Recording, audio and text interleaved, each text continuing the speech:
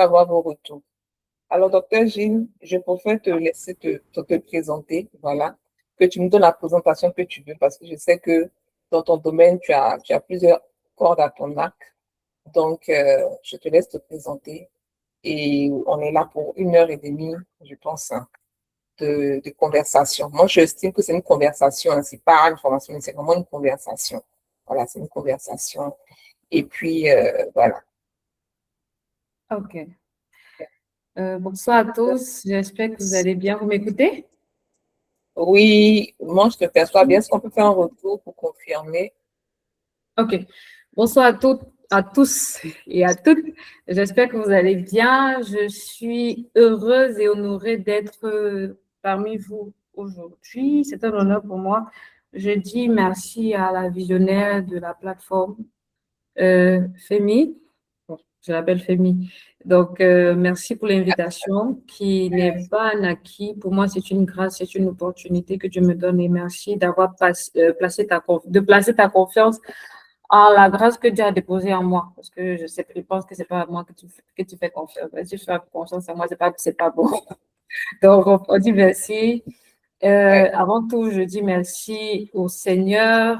Je vais commencer par là. Je dis merci au Seigneur d'avoir permis que nous soyons là aujourd'hui. Avant toute chose, il savait que nous devrions être là et nous sommes là. Merci à tous ceux qui ont pu être présents et à tous ceux qui vont nous rejoindre. On va prier que tous ceux qui devront être là, selon le plan de Dieu, puissent être là. Je suis Docteur Gilles Yacine Dinka. Je suis avant tout enfant de Dieu, disciple de Christ. Dans la vie de tous les jours, je suis médecin, psychiatre, psychothérapeute et je suis expert en santé mentale au travail et dans les organisations. Et bon, comme ça, dans le milieu chrétien, je me spécialise beaucoup dans tout ce qui a trait à la problématique en milieu ecclésiastique. Donc, comme c'est le moment d'en parler, on peut parler parce que vous allez comprendre pourquoi j'ai dit ça. Parce que dans le développement de la présentation, on pourra dire des choses. Donc, désolée déjà si je dis les choses qui ne vont pas vous plaire. Je vous demande déjà pardon en avance. Si je vous dis les choses qui ne vont pas vous plaire, donc je demande pardon en avance. Merci. Ça On ne peut sera pas, annoncer les problèmes comme ça. ce n'est pas contre vous ou quelque chose, non, ce n'est pas contre vous, mais bon, c'est par rapport au message que Dieu m'a donné de vous donner. Donc, je n'avais pas prévu de dire certaines choses. Donc, si je dis, je vous demande pardon déjà. On va prier quelques minutes avant de commencer. Esprit de Dieu règne, règne, règne. Dans nos vies, esprit règne, règne, règne. Esprit de Dieu règne, règne, règne. Dans nos vies, esprit règne, règne, règne, esprit de Dieu. Esprit de Dieu règne, esprit de Dieu règne, règne. Dans nos vies, esprit règne, règne, règne, esprit de Dieu. Esprit de Dieu règne, règne, règne. Dans nos vies, esprit règne, règne, règne. Merci Seigneur pour ce que tu ne cesses de faire. Dispose nos cœurs, dispose nos intelligences. Père, nous voulons désapprendre pour apprendre. Moi-même, je souhaite apprendre. Aide-nous à désapprendre pour mieux nous enseigner afin de transformer nos vies. Transforme nos vies à travers ce message. Transforme nos vies. Transforme la vie de chacun de nos pères. Utilise ma bouche afin que je ne puisse pas déformer le message que je voulais dire. Que ce que je voulais dire, que tu puisses faire comprendre dans les oreilles de chacun le message qu'il devrait comprendre. Parce que c'est toi qui es le meilleur enseignant, c'est toi qui nous permet de comprendre chaque chose. Père, je ne suis rien, je ne suis qu'un simple instrument inutile que tu t'es choisi. Merci Seigneur pour tout ce que tu ne cesses de faire. Viens disposer, viens disposer. Jésus, viens disposer, viens disposer. Oh Jésus, viens disposer, viens disposer. Disposer, viens disposer.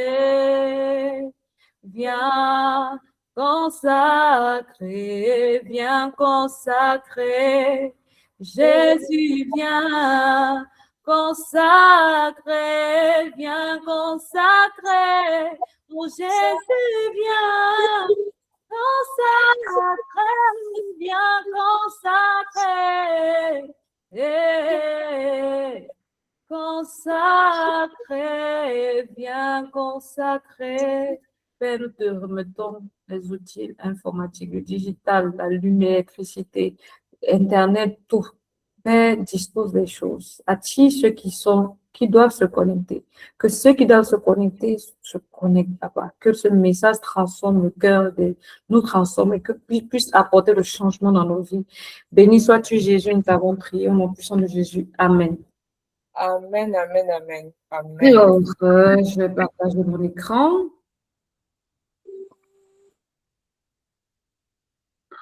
Shalom à tous ceux qui nous ont rejoints. OK. Vous voyez mon écran? OK, oui, c'est bon. OK. Alors, le thème que j'ai l'honneur de présenter et de partager avec vous aujourd'hui porte sur la résilience, sur la résilience mentale et l'équilibre émotionnel. J'ai dit en sous-thème le fondement invisible du leadership personnel et spirituel. Je pense que dans le siècle Joseph, c'est un siècle qui aspire à former les leaders du royaume, à transformer les personnes et tout. La question que j'ai à vous, que j'aime souvent demander, est-ce que vous pensez qu'on peut être un bon leader? Est-ce que vous pensez qu'on peut réaliser les choses que nous souhaitions réaliser? Pas nous souhaitions, les desseins que Dieu a mis dans nos cœurs, si nous n'avions pas, si on ne dispose pas d'une bonne de bonnes attitudes psychologiques, une bonne résilience et qu'on puisse avoir un bon équilibre émotionnel, relationnel et tout. Je pense que non. Alors, je me suis déjà présentée.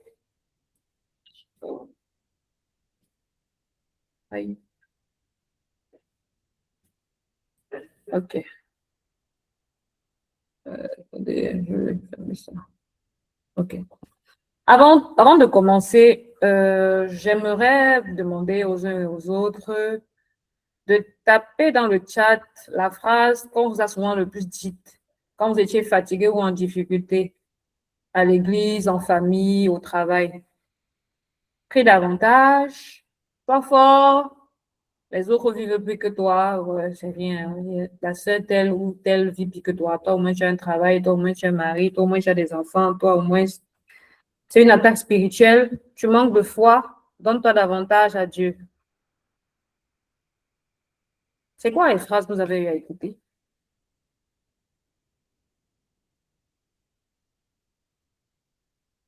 Fais-moi si tu peux rendre le service de lit parce que je n'ai pas accès. Oui, c'est. Est-ce que vous pouvez répondre dans le chat les phrases qu'on vous dit le plus souvent lorsque vous êtes Ça sera très interactif. Oui. Écrivez dans le chat au moins parce que moi, je pourrais relire pour ceux qui sont peut-être en déplacement. Voilà. Fidèle dit qu'il a tout entendu. Hélène dit, donne-toi à Dieu. En milieu chrétien, c'est surtout prie. Ça, c'est fidèle. Effectivement, on nous dit de prier, que Dieu te fortifie. Et puis nous aussi, on dit ça souvent. Ça fortifie, ça fortifie. Ça fortifie, voilà, ça fortifie. Il y a Marie-Paul qui dit, ça va passer, prends courage. Donc, si quelqu'un a des questions, pendant que je serai en train d'intervenir, ce sera très interactif. Je suis très ouverte aux échanges, aux apports. Donc, si vous avez des questions, des apports et tout, N'hésitez pas à lever la main. Femi va voir parce que moi, je ne verrai pas. Elle signalera juste et vous pourrez prendre la parole. Est-ce que c'est bon? Il y a Sandrine qui dit, il y en a qui vivent pire que toi. Et Fidèle dit encore, attaque. 2 jours là, on te voit en songe. Ah, la sauver. On te voit en songe, frère.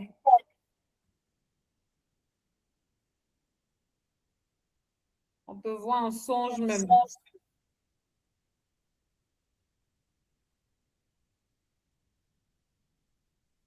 Ok, je pense que c'est tout. Hein. Corinne, Sandrine, Natacha Kwao. S'il n'y a plus d'autres réponses, on peut avancer. OK. Alors, donc, c'est ce que vous avez eu à écouter. Donc, c'est pour ça que nous sommes là aujourd'hui, pour parler de ces choses taboues-là. Parce que dans nos milieux, c'est même pas seulement l'Église, hein. Dans le milieu africain, dire qu'on est fatigué ou en difficulté, c'est dire qu'on est faible. Qui a dit qu'on devait, qui a dit on devait faire le concours de force? Donc, pendant 45 ou 1h30 aujourd'hui, 1h30, nous allons traverser les étapes pour pouvoir répondre à une question. À cette question, nous allons déjà essayer de comprendre c'est quoi la santé mentale, ses piliers, ce qu'elle n'est pas. Nous allons pouvoir nous évaluer, évaluer notre équilibre intérieur, notre résilience. Nous allons pouvoir identifier les signaux d'alerte et l'impact sur la foi et les relations et sur la vie professionnelle. Nous allons pouvoir trouver des solutions pour pouvoir agir, trouver des attitudes concrètes pour pouvoir et des engagements personnels pour pouvoir développer cette résilience-là, développer cet équilibre-là. Est-ce que le plan vous va? Alors, déjà, si je demandais à une personne, c'est quoi la santé mentale? C'est quoi la santé mentale? Je sais quand vous avez vu docteur G, psychiatre, vous avez dit que vous n'êtes pas fou. J'ai l'habitude. C'est quoi la santé mentale en réalité? Selon vous, il n'y a pas de mauvaise réponse. C'est quoi la santé mentale?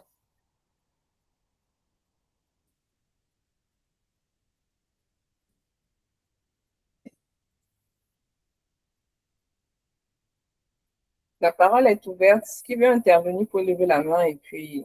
Si personne lève la main, tu vas au pif. Allez. En tout cas, je prends au pif. Ok, Sandrine. Oui, Sandrine, vas-y.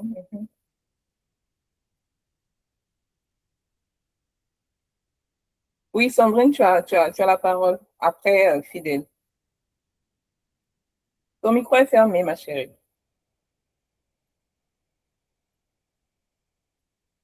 Bon, on va prendre Fidèle en attendant que Sandrine se retrouve. Fidèle, vas-y. Lorsqu'on parle de santé mentale, d'abord, il y a déjà la notion de santé. Et lorsqu'on parle de santé, si cette santé-là n'est pas quelque chose qui affecte le physique, du genre, j'ai le palu ou bien il faut que je fasse de sport pour me sentir en forme et tout, il y a ce côté-là qui touche au psychique, j'allais dire, comment je me sens, est-ce que je suis découragé, est-ce que je suis motivé? Je crois que ça touche beaucoup plus à cette partie de nous là. Voilà. OK. Une autre, merci beaucoup. Je n'ai pas vu qui a posé la question, donc qui a répondu. OK, merci Fidèle. Une autre personne. J'ai une réponse dans le chat. Ensuite, on va prendre Sandrine. Il y a Paul Yvette qui dit c'est le type de santé qui concerne tout ce qui est dû au domaine de notre âme, de notre pensée, de nos pensées et de notre état intérieur. Okay. Voilà, ça c'est Paul Yvette dans le chat. Ok, merci. Merci Paul. Sandrine, voilà, je pense que c'est bon avec ton micro maintenant. Oui, moi je dirais que la santé mentale, c'est un équilibre émotionnel qui influence notre façon de penser, comment on gère, par exemple, notre stress, comment on prend des décisions, comment on interagit aussi avec les autres. Pour moi, bon, c'est un peu ça la santé mentale. Ah, ok, merci. Alors, vous avez tout ce que vous avez dit est vrai, hein. La santé mentale, selon l'OMS, c'est un état de bien-être dans lequel une personne peut se réaliser, surmonter les tensions normales de la vie, accomplir un travail productif et contribuer à la vie de sa communauté. Ceci dit, la santé mentale, c'est un état de bien-être dans lequel une personne peut se réaliser. Ça veut dire se réaliser professionnellement, se réaliser spirituellement, se réaliser socialement. On est d'accord que si ça ne va pas très bien dans la tête, votre vie émotionnelle sera chaotique. Si ça ne va pas bien dans la tête, votre vie familiale sera chaotique. Donc, vous n'allez pas pouvoir vous réaliser comme il se doit. Donc, si surmonter les tensions normales de la vie, dans la vie, il y aura toujours des problèmes, il y aura toujours des petites sessions de stress en fonction des situations, mais il faut il faut de bonnes ressources émotionnelles, en fait, pour pouvoir faire face à cette tension-là. S'il y a déjà un déséquilibre, si on ne va pas bien, ça veut dire qu'il y a déjà un déséquilibre, en fait, on ne pourra pas surmonter normalement et facilement, et en fait, avec une certaine aisance, cette tension de la vie. On ne pourra pas accomplir un travail productif et contribuer à la vie de sa communauté. Donc, on risque d'être très, très contre-productif. Et vous conviendrez avec moi que quand vous n'allez pas bien émotionnellement, quand dans la tête, ça ne va pas, quand il y a des choses qui ne vont pas, vous n'arrivez pas à vous réaliser.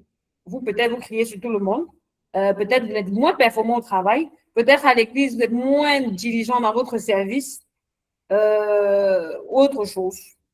Ceci dit, la santé mentale est un levier de performance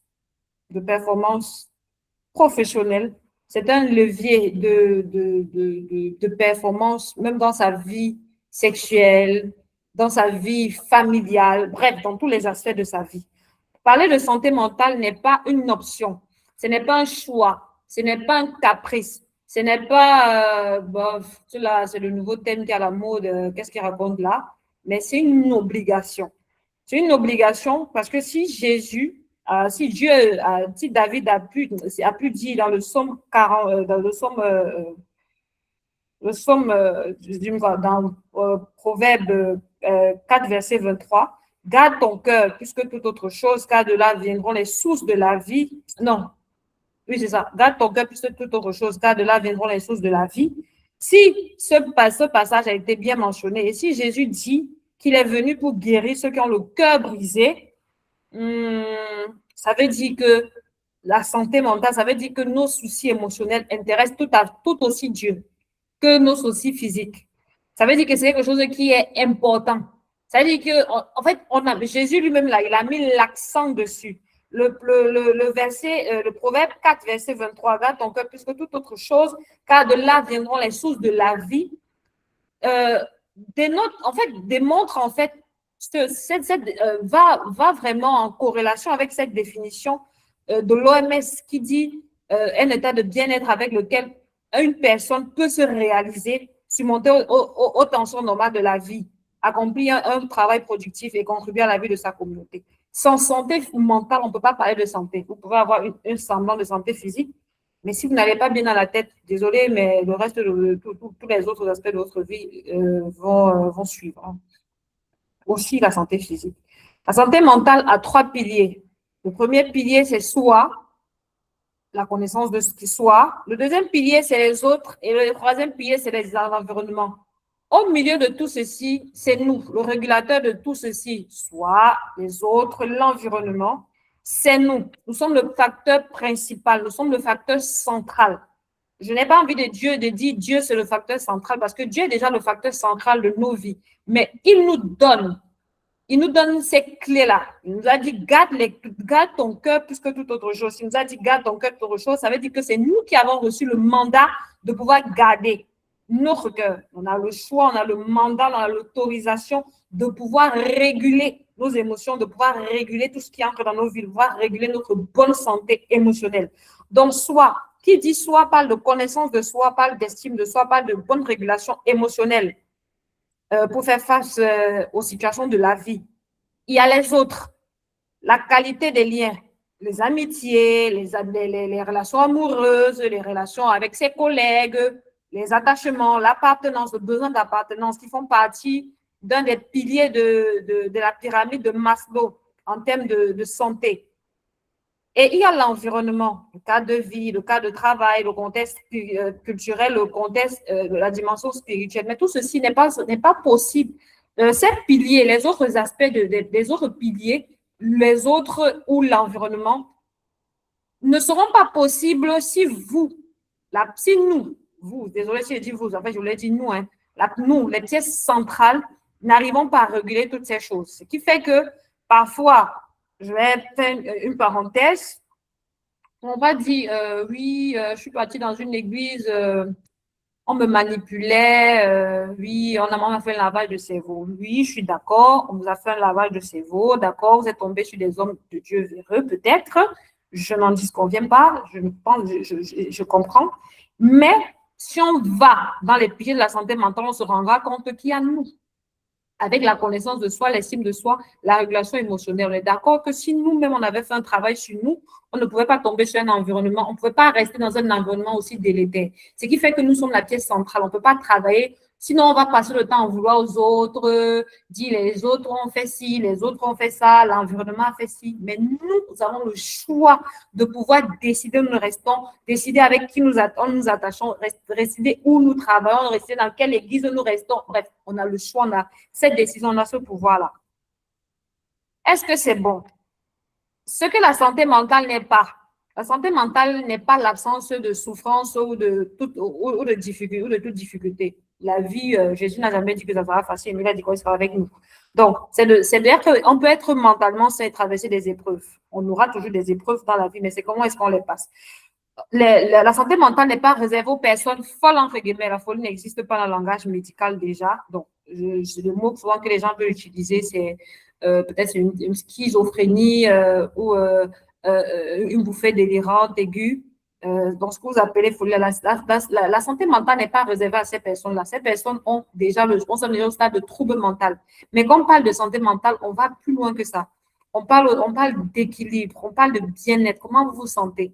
Déjà, donc tout le monde a besoin. Chaque être humain a une santé mentale comme une santé physique. Donc, voir la santé mentale de loin, oh là là, ça ne me concerne pas, c'est un leurre et c'est une blague.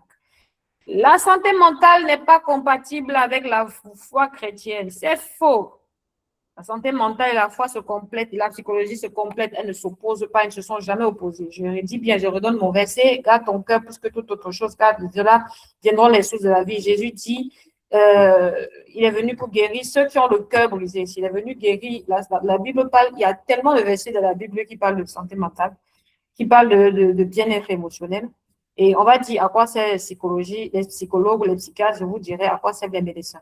Quand vous allez répondre à la question, vous allez voir qu'on va se rejoindre. Donc, priez, voir votre pasteur, votre, je ne sais pas, votre responsable de département ne vous empêche pas de consulter un psychologue et ça ne vous empêche aucunement de prier. C'est faux. C'est ça. Donc, la santé mentale est un luxe, c'est pour les riches ou c'est une préoccupation occidentale, c'est pour les blancs. C'est faux. C'est une réalité universelle qui touche chaque communauté, y compris la communauté africaine. Les Africains ont des problèmes, ont beaucoup de soucis de santé mentale. Pendant longtemps, ça a été tabou, on se cachait, on disait, ouais, il n'y a pas ça, mais je vous rassure que dans les familles, si vous savez ce qui se passe, dans beaucoup de familles à l'époque, les gens se suicidaient, beaucoup, mais on ne disait pas parce qu'on cachait. Dans certaines cultures, par exemple, dans ma culture, quand quelqu'un se suicide, on n'informe pas les gens qui s'est suicidé. Hein. On creuse si c'est pendu, je ne sais plus si c'est toujours comme ça, mais avant, quand la personne se pendait, on creusait le trou, directement on l'enterrait là, ou si on pouvait l'enterrer là où il s'est tué. Et généralement, on ne fait pas, on dit on ne pleure pas son deuil. Donc, vous voyez comment on cache ce type de mort. On n'informe pas, mais beaucoup de personnes se suicidaient. Beaucoup de personnes se suicidaient, mais bon, on ne savait pas. C'est pour ça qu'on croit que c'est pour les Blancs. C'est pour ça qu'on croit que maintenant, ah ouais, les gens se suicident trop. Mais c'est vrai que les gens se suicidaient aussi avant. Mais aujourd'hui, il y a plus que ça parce que Jésus dit que, on dit l'Apocalypse et les temps deviendront de plus en plus mauvais. Donc, et ça, Jean me dit que ça ira de plus en plus croissant. Le diable, pour nous détruire, il n'a pas besoin de beaucoup de choses. Il n'a pas besoin d'envoyer les sorciers du village. Juste Il pilote juste nos émotions. Et c'est bon. On est fichu. Est-ce que c'est bon? Alors, Oui, c'est bon, c'est bon. le Il y a portrait... oui, quelqu'un a parlé? Non, je demandais s'il n'y avait pas de questions. Ok, Ok, c'est bon. d'accord. Si quelqu'un a une question, il lève juste de la main. Femi va me signaler. Le portrait généralement d'un chrétien vulnérable, ce qui est plus à risque dans nos communautés. Dans nos communautés, je ne sais pas s'il y a des pasteurs ici ou des responsables d'église. Ce sont des pasteurs ou des responsables d'église ou des responsables de département disponibles pour tout, jamais pour lui-même. Il n'a pas le droit de montrer sa faiblesse. Est-ce que le reste peut pleurer? Est-ce que le reste peut dire qu'il est faible? Est-ce que le pasteur peut dire ça? Non, il ne peut pas dire. Un professionnel chrétien performant, il est excellent au travail, il est actif à l'église, le fort de la famille. Donc, en tout cas, il est à l'église presque tous les jours, en train de servir, il est actif. C'est lui le bon chrétien. C'est lui qui est bon, il est fort. C'est lui qui est bien et tout, il ne se plaint pas. Vraiment, c'est le genre de chrétien-là qu'on aime voir. Mais en réalité, ces genres de personnes, ils sont en train de mourir, ils sont en train de souffrir, ils sont en train de s'épuiser. Mais comme on a peur du candidat, on a peur d'être jugé, personne ne va dire parce que chacun veut être fort. Un chef de cellule ou un leader de ministère qui est surinvesti dans le domaine, dans le service, il n'ose pas dire non, de peur de décevoir Dieu. Le fait de décevoir Dieu, le fait de décevoir sa communauté, parce que pour beaucoup de personnes, Dieu, c'est un père tyran. Une femme chrétienne active qui est mère, épouse, professionnelle, elle est servante à l'église, elle est visible dans ses propres souffrances. C'est ce type de profil, en fait, de leaders vulnérables que nous avons dans nos communautés. La conviction est généralement dit la foi devrait suffire et la honte ne devrait pas être à la hauteur. Bon. On ne doit pas dire qu'on a honte, on est fort. On est fort, c'est ce qu'on aime montrer et c'est ce qu'on rencontre.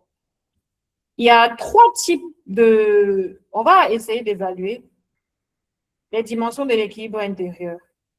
Est-ce que si vous avez de quoi noter, hein, donc je suppose que vous avez de quoi noter, l'équilibre émotionnel, si je vous demandais d'identifier et nommer vos émotions, de les réguler sans les refouler, de distinguer vos émotions et la vérité. Parce qu'il y a une différence entre l'émotion et la vérité. La différence entre l'émotion et la vérité, c'est quoi? C'est que quand on parle d'émotion, les gens disent souvent, on dit, je ne vais pas bien, mais pas la foi, ça va. Donc, on dit, je ne dis pas la réalité, mais je dis la vérité. Mais parfois, sauf que parfois, quand on se perd entre réalité et vérité, on se perd, on ne dit pas. On ne dit pas ce qu'on ressent. La gestion, l'équilibre vie personnelle, vie professionnelle. Le temps de repos, de ressourcement. Est-ce que vous devez identifier votre temps de repos? Vous pouvez faire ça après. Identifiez votre temps de repos et de ressourcement. Est-ce que vous pensez que vous vous reposez assez?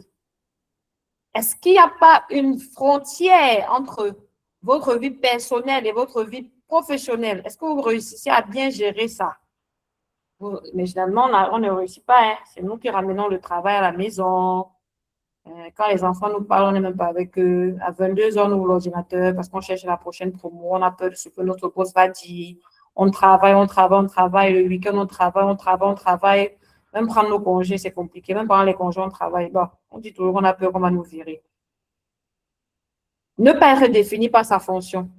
Combien de personnes ici, si on ne les appelle pas par leur titre, si on oublie de leur donner leurs attributs, comment ils se sentiront? L'équilibre vie spirituelle, vie active. Beaucoup de personnes tombent dans l'activisme ecclésiastique. Est-ce que vous n'êtes pas dans l'activisme ecclésiastique? Est-ce que vous vous servez sans vous vider? En toute honnêteté, vraiment, si vous pouvez faire la capture, vous répondez aux questions là. Quelle est l'intimité avec Dieu avant le service? Beaucoup de nous confondons l'intimité dans le service et l'intimité avec Dieu. Beaucoup de nous, on sait beaucoup, on tombe dans l'activisme et tout. Et c'est là le lieu de préciser que dans l'équilibre même, j'ai envie de dire équilibre vie personnelle et vie ecclésiastique même. Vous savez, on a longtemps cru, et beaucoup de personnes croient toujours en cette pensée-là que servir Dieu, c'est servir Dieu seulement à l'église. Ce qui fait qu'on a des chrétiens, au travail, ils sont d'une certaine manière, et à l'église, ils sont d'une certaine manière. Quand vous les voyez dans le lieu de travail, on vous dit que c'est la même personne, vous allez au travail, là, vous allez douter. Alors que non, servir Dieu, ce n'est pas seulement servir Dieu à l'église. Servir Dieu là, c'est en tout temps, en tout lieu, parce que nous sommes dédiés pour Dieu. Nous vivons pour Dieu, on fait tout pour Dieu. Ça veut dire ton travail est dédié pour Dieu et pour Dieu. Ça veut dire, comme mon pasteur dit souvent, tu as démissionné de ton travail, mais tu es embauché pour Dieu. Ça veut dire, si tu es comptable pour Dieu. Ça veut dire l'objectif final de la fin de ta journée là, c'est comment ramener les âmes à Christ. Peu importe la qualité de ton travail, c'est pas dire que tu vas prendre le micro, tu vas dire Alléluia et tout. Si par exemple, tu passes tout ton temps à faire éveiller, de prier la nuit, et tu vas au travail le matin, tu dors, on doit te virer, on ne doit pas te virer. Tu penses pas, même si tu as pris, on va te virer. Donc, on va te virer. C'est pour ça que parfois, il y a certains témoignages qui me dérangent un peu. Ce n'est pas parce que quelqu'un a eu un exaucement, une prière, que ça veut dire que c'est une norme, en fait. Parce que servir Dieu, ça se fait partout. Si, par exemple, il y a le travail, il y a une tâche professionnelle, et tu mens, tu dis, ah oui, je suis malade et tout. Pourtant, tu es en train de partir à la retraite spirituelle de ton église. Vous-même, est-ce que c'est cohérent? Vous-même, est-ce que c'est cohérent? C'est pas cohérent, non? Ou c'est moi qui trouve que c'est pas cohérent? Ce que tu dis là, c'est la vérité même. Et moi, je trouve que c'est pas cohérent, en tout cas. Parce que c'est le mensonge. Et jusqu'à prouver le contraire, le mensonge, c'est un péché.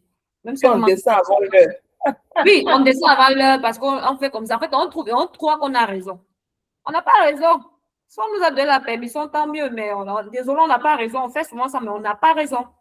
Mais en fait, inconsciemment, l'Église crée, nous fabrique un peu comme ça. Désolé, mais l'Église nous fabrique un peu comme ça parce qu'on crée souvent des activités. On donne souvent des activités. Je ne sais pas s'il y a des leaders d'Église ici. Je vous demande pardon. Pardon seulement. Je n'ai rien compris. Pardon. Je vous demande pardon. Je donne seulement le message qu'on m'a demandé de donner au... Non, tu as raison, il faut parler. Moi-même, je suis responsable d'équipe, mais je suis une déserteuse. Tu as raison, il faut dire. Donc, parfois, en fait, l'organisation de l'Église, en fait, plonge souvent les fidèles dans ça. C'est pour ça que j'ai dit, les piliers de la santé mentale, il y a nous, il y a les autres, il y a l'environnement. Si nous, on ne sait pas se réguler, on ne connaît pas nos propres valeurs, en fait, on va tomber dans le piège de l'environnement, de ce que l'environnement veut. Et bafouer nos valeurs. Est-ce qu'on aura raison? Non. Alors que je dis bien servir Dieu, c'est servir partout. Ça n'empêche pas de servir à l'église, ça n'empêche pas de s'organiser. Si, au lieu de rester parfois, on ne passe pas le temps avec sa famille. J'avais vu, je vois souvent des débats sur Facebook. Oui, si j'épouse un gars qui ne peut pas rester toute la journée à l'église, le samedi, le dimanche, je le bats. Et les gens rient. Ils rient. C'est drôle. Désolé, hein, mais ce n'est pas drôle à mon avis. Parce que on a affaire à des chrétiens qui sont mariés. Le lieu, ils travaillent. Vous savez combien de temps on passe en moyenne? Les études montrent qu'on passe en moyenne 12 heures de temps au travail. Entre les embouteillages, tout ça. Donc, 12 heures de temps. On est supposé dormir 8 heures de temps. Quand vous rentrez, vous occupez des enfants, tout ça et tout. Donc, ne vous voyez pas assez. Le temps, vous ne passez pas du temps avec vos enfants, vous ne passez pas du temps avec vous. Quand vous voyez à l'église le dimanche, vous êtes de service et tout, vous êtes en train de courir, vous ne passez pas de temps. On ne dit pas de ne pas servir, non. Vous rentrez la nuit à 22 heures tout le temps. C'est une vie. C'est-à-dire que la vie de famille est mélangée. Après ça, vous êtes surpris de voir les gens divorcer. Vous êtes surpris de voir les gens ne pas vivre avec les étrangers. Ils ne veulent pas les étrangers. Ils veulent les étrangers parce que, désolé, ils ne sont jamais connus. C'est pour ça qu'on a affaire aux gens qui ont fait 10 ans, ils ne se connaissent pas. Ils servaient à l'église, ils étaient dans le truc et tout. Ils étaient camarades d'église, ils étaient collègues. Ils n'étaient pas mariés. Ils n'étaient pas mariés. Je sais que ça peut être choquant, mais malheureusement, c'est la réalité de nos communautés. C'est la réalité que nous, chrétiens, nous vivons et que nous devons réguler, en fait. Parce qu'on ne gère pas, en fait, nos premiers ministères que Dieu nous a donnés, qui sont déjà nos familles. On déserte le travail parce qu'on se dit, non, ce n'est pas servir Dieu là-bas. Moi, c'est d'abord l'Église, c'est d'abord l'Église. L'Église est très bien, c'est bien de servir dans l'Église et tout. Mais n'oublions pas, servir Dieu là, ça se sert partout. À travers nos comportements, il y a des gens qui se sont convertis juste parce qu'ils avaient des collègues. Moi, j'ai une collègue qui a évangélisé tellement de personnes dans sa boîte, c'était interdit de parler de Jésus. Mais elle a évangélisé tellement de personnes juste à cause de son comportement. Franchement, c'est une personne, une perle, quoi. Juste à cause de son comportement. Juste qu'on dit que mais toi là, il y a quelque chose et tout. Le plus gros écart à l'époque, même, elle n'était même pas active à l'église. Je ne dis pas de ne pas être active à l'église, mais de chercher la volonté de Dieu. Bon, J'ai une question, s'il te plaît. et J'aimerais que tu reviennes un peu sur l'émotion, la différence entre émotion et vérité. Moi, j'ai pas bien saisi. Je ne sais pas si d'autres aussi ont pu saisir. C'était un peu rapide. entre émotion et... Voilà, et vérité. Distinguer émotion et vérité. Ok, distinguer entre émotion et vérité. Je dis par exemple, bonjour Femi, comment tu vas? Tu ne vas pas bien. Je vais bien, mais par la foi, ça va.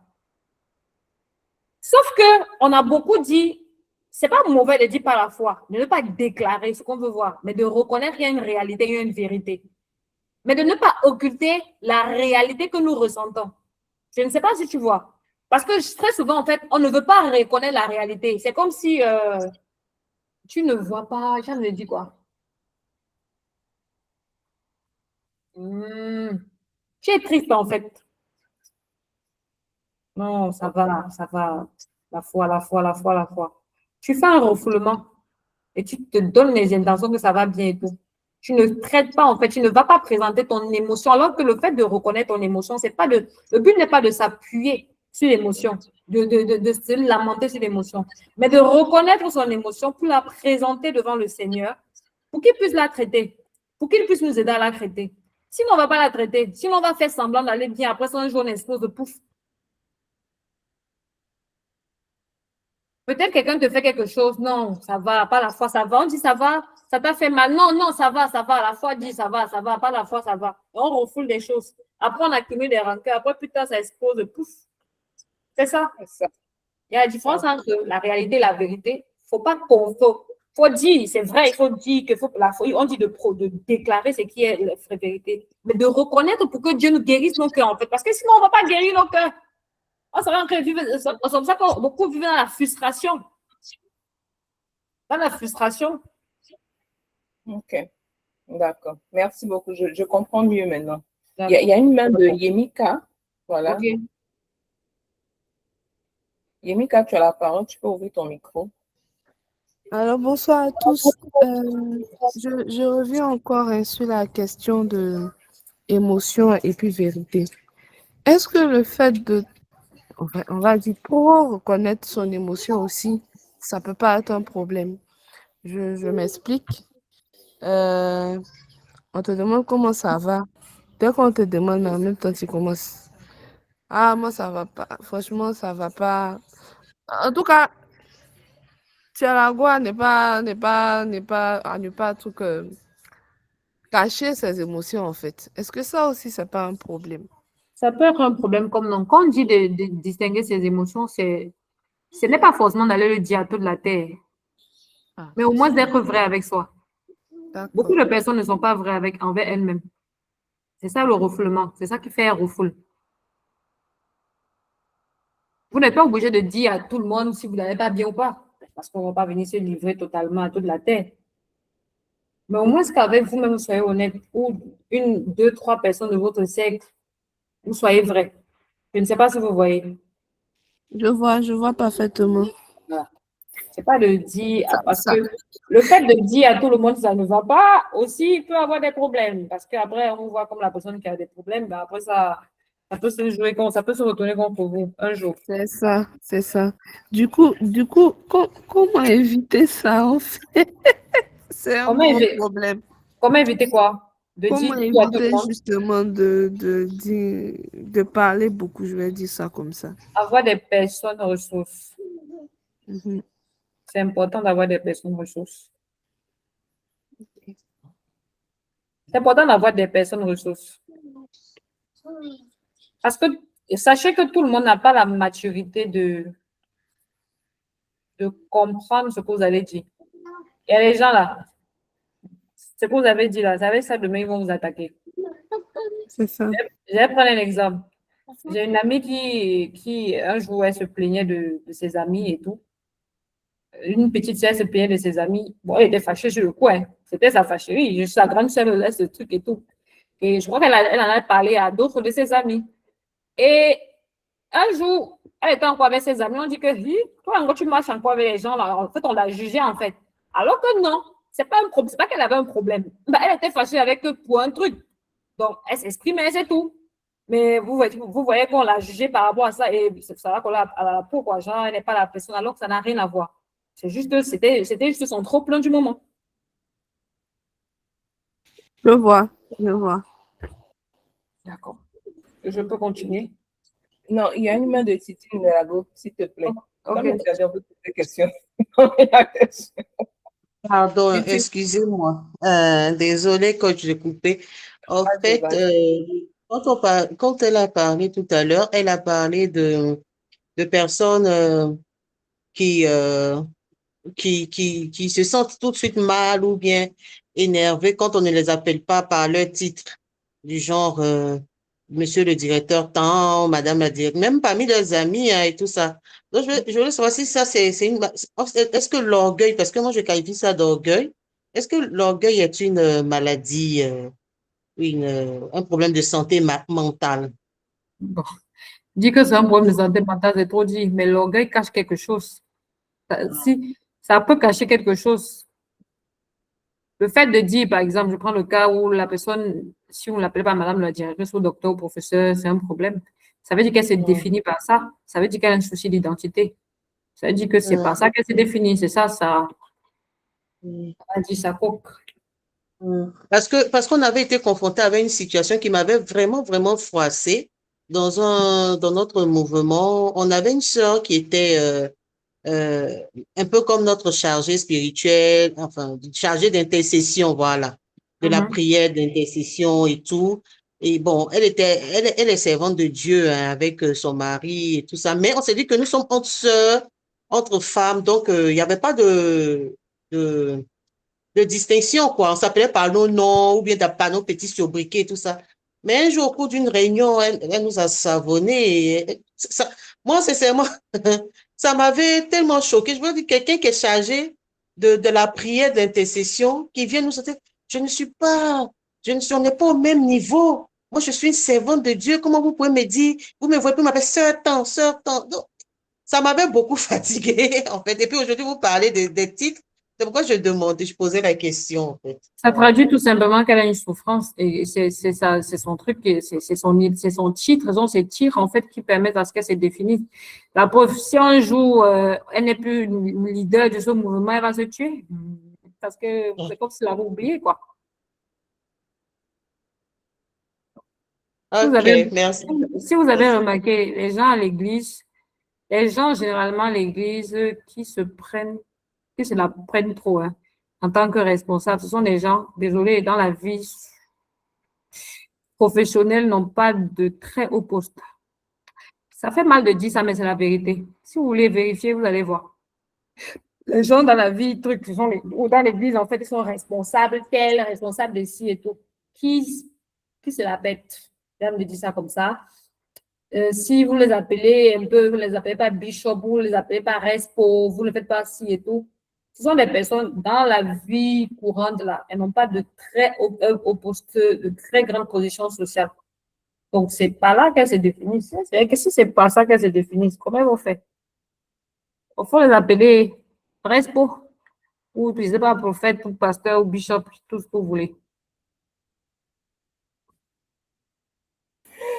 Merci beaucoup, Titine. On va évoluer. Donc, si on commence, on va pas terminer. on va continuer. Donc, ça m'envoie à vous parler du burn-out ecclésiastique. Comme je vous ai dit, beaucoup de personnes sont dans l'église, ils sont épuisés. Il y a une différence entre le service, entre l'intimité et l'activisme à l'église. Beaucoup de personnes sont dans l'activisme. Et l'activisme à l'église, plus tout ce qu'on fait là, ça nous crée ce que j'appelle, c'est moi qui appelle ça, le burn-out du croyant actif. Donner sans se ressourcer, ça crée un vide. On donne tellement on sait, on n'arrive pas à prier. Ça crée un vide qui ne se remplit pas. Ça crée une confusion entre une vocation et un surinvestissement pathologique.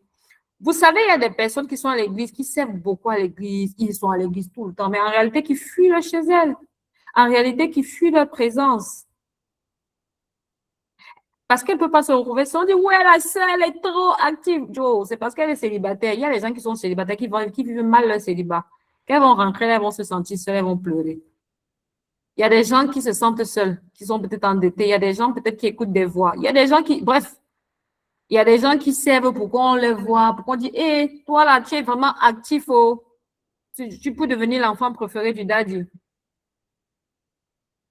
Le service à Dieu ne remplace pas le repos. On dit souvent, en fait, on a souvent l'impression on sait sans se reposer. Désolé, même Dieu parle du repos, hein. Il parle du repos. Il y a plusieurs personnes dans la Bible qui parlent du repos. Dieu nous donne le pain et le repos. Voilà. Dieu a demandé, même Dieu a dit à lui de se reposer un peu. Il a dit manger, boire. On se repose. On dit, la Bible dit, on dit, aime le Seigneur de tout ton cœur. Mais avec quelqu'un, si le cœur a été épuisé. Vous savez, parfois, on n'est plus en mode aimer Dieu. On n'est plus en mode intimité, on est en mode automatisme. Est-ce que vous pensez que vous êtes au niveau du service véritable, de l'amour de Dieu, de faire les choses parce que vous aimez Dieu, vous êtes au niveau où vous faites des choses par automatisme? Parce que le travail, comme je dis, le travail, tout ça, c'est parce qu'on veut souvent faire comme si on retire le travail. On fait comme si le travail, ce n'est pas servir Dieu. C'est pour ça que je vous ramène dans l'équation où le travail, j'insiste encore, travail, c'est servir Dieu. Maintenant, si vous ne savez pas que le travail, c'est servir Dieu, je nous invite à revoir nos priorités, à revoir la manière avec laquelle nous travaillons. Ça commence par de petites choses, hein. Arriver au travail, les comportements, tout ce qu'on a fait tous les jours, les petits trucs là. Donc, un exercice, la roue de l'équilibre, notez de 1 à 10 chaque sphère de vos vies. Sphère émotionnelle, sphère famille, physique, santé, professionnelle, spirituelle. Quand je parle de spirituel, c'est spirituel la foi. Maintenant, je vais ajouter un autre point, je vais mettre service. Service à Dieu. Là, on me dit service à Dieu, service à l'Église. Et sur le plan, et le volet social. Social, c'est amis. Parce que beaucoup de nous, on oublie que le volet social est important, c'est un pilier important. Même la Bible parle des amis. Tellement on est occupé qu'on oublie le volet social qui nous permet de nous ressourcer. Vous avez noté les points, vous pourrez répondre, vous pourrez noter de 1 à 10. Donc, si vous avez noté, je vais avancer. Émotionnel, physique, santé, famille, professionnel, spirituel, service à l'église, on appelle ça ecclésiastique, et social. Social, ce sont les amis, les relations. Mais docteur, dis-moi, on évalue sur quels critères, en fait? Vos critères vous-même. Comment vous-même vous évaluez? Ok, d'accord. Comment vous notez? C'est vos critères. Tu dis quels sont les critères que vous pouvez vous donner. Ok.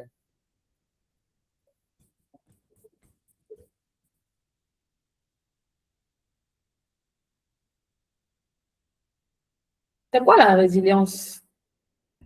Selon vous? Si vous permettez, Oui. pour moi, la résilience, c'est la capacité à réagir devant une épreuve, devant une difficulté, devant un obstacle. On va dire ça comme ça. Merci. C'est qui? Yemika, Merci, Yannicka. je vous en prie. Une autre personne?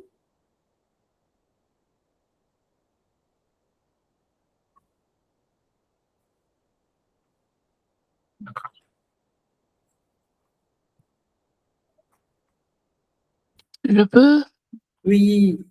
j'ai Oui, envie de Sandrine. dire la capacité à rester debout dans les difficultés. la capacité à résister en fait à l'épreuve, ne pas être transformé, brisé par ce qui nous arrive de négatif, mais plutôt se servir de tremplin de ces épreuves-là pour renaître, rebondir, rester debout. OK. Merci pour c'est qui? Sandrine Goli. Merci, Sandrine. Il y a Fidèle aussi qui veut donner. Oui, Fidèle. La résilience, ce serait la capacité qu'on a de pouvoir gérer des situations, j'allais dire traumatiques, ou bien assez choquantes ou bouleversantes, pouvoir mieux se repositionner. C'est-à-dire que quand il y a des situations qui sont difficiles, la perte de quelqu'un, la perte d'un emploi, ou bien mais des situations assez bouleversantes même qui peuvent normalement affecter tout individu normal. On choisit de ne pas se laisser, j'allais dire, mettre en retard par rapport à la situation. Et puis, de savoir que cette situation, elle est vraie, elle est réelle, mais il faudrait qu'on puisse continuer de vivre parce qu'après ça, la vie continue, quoi.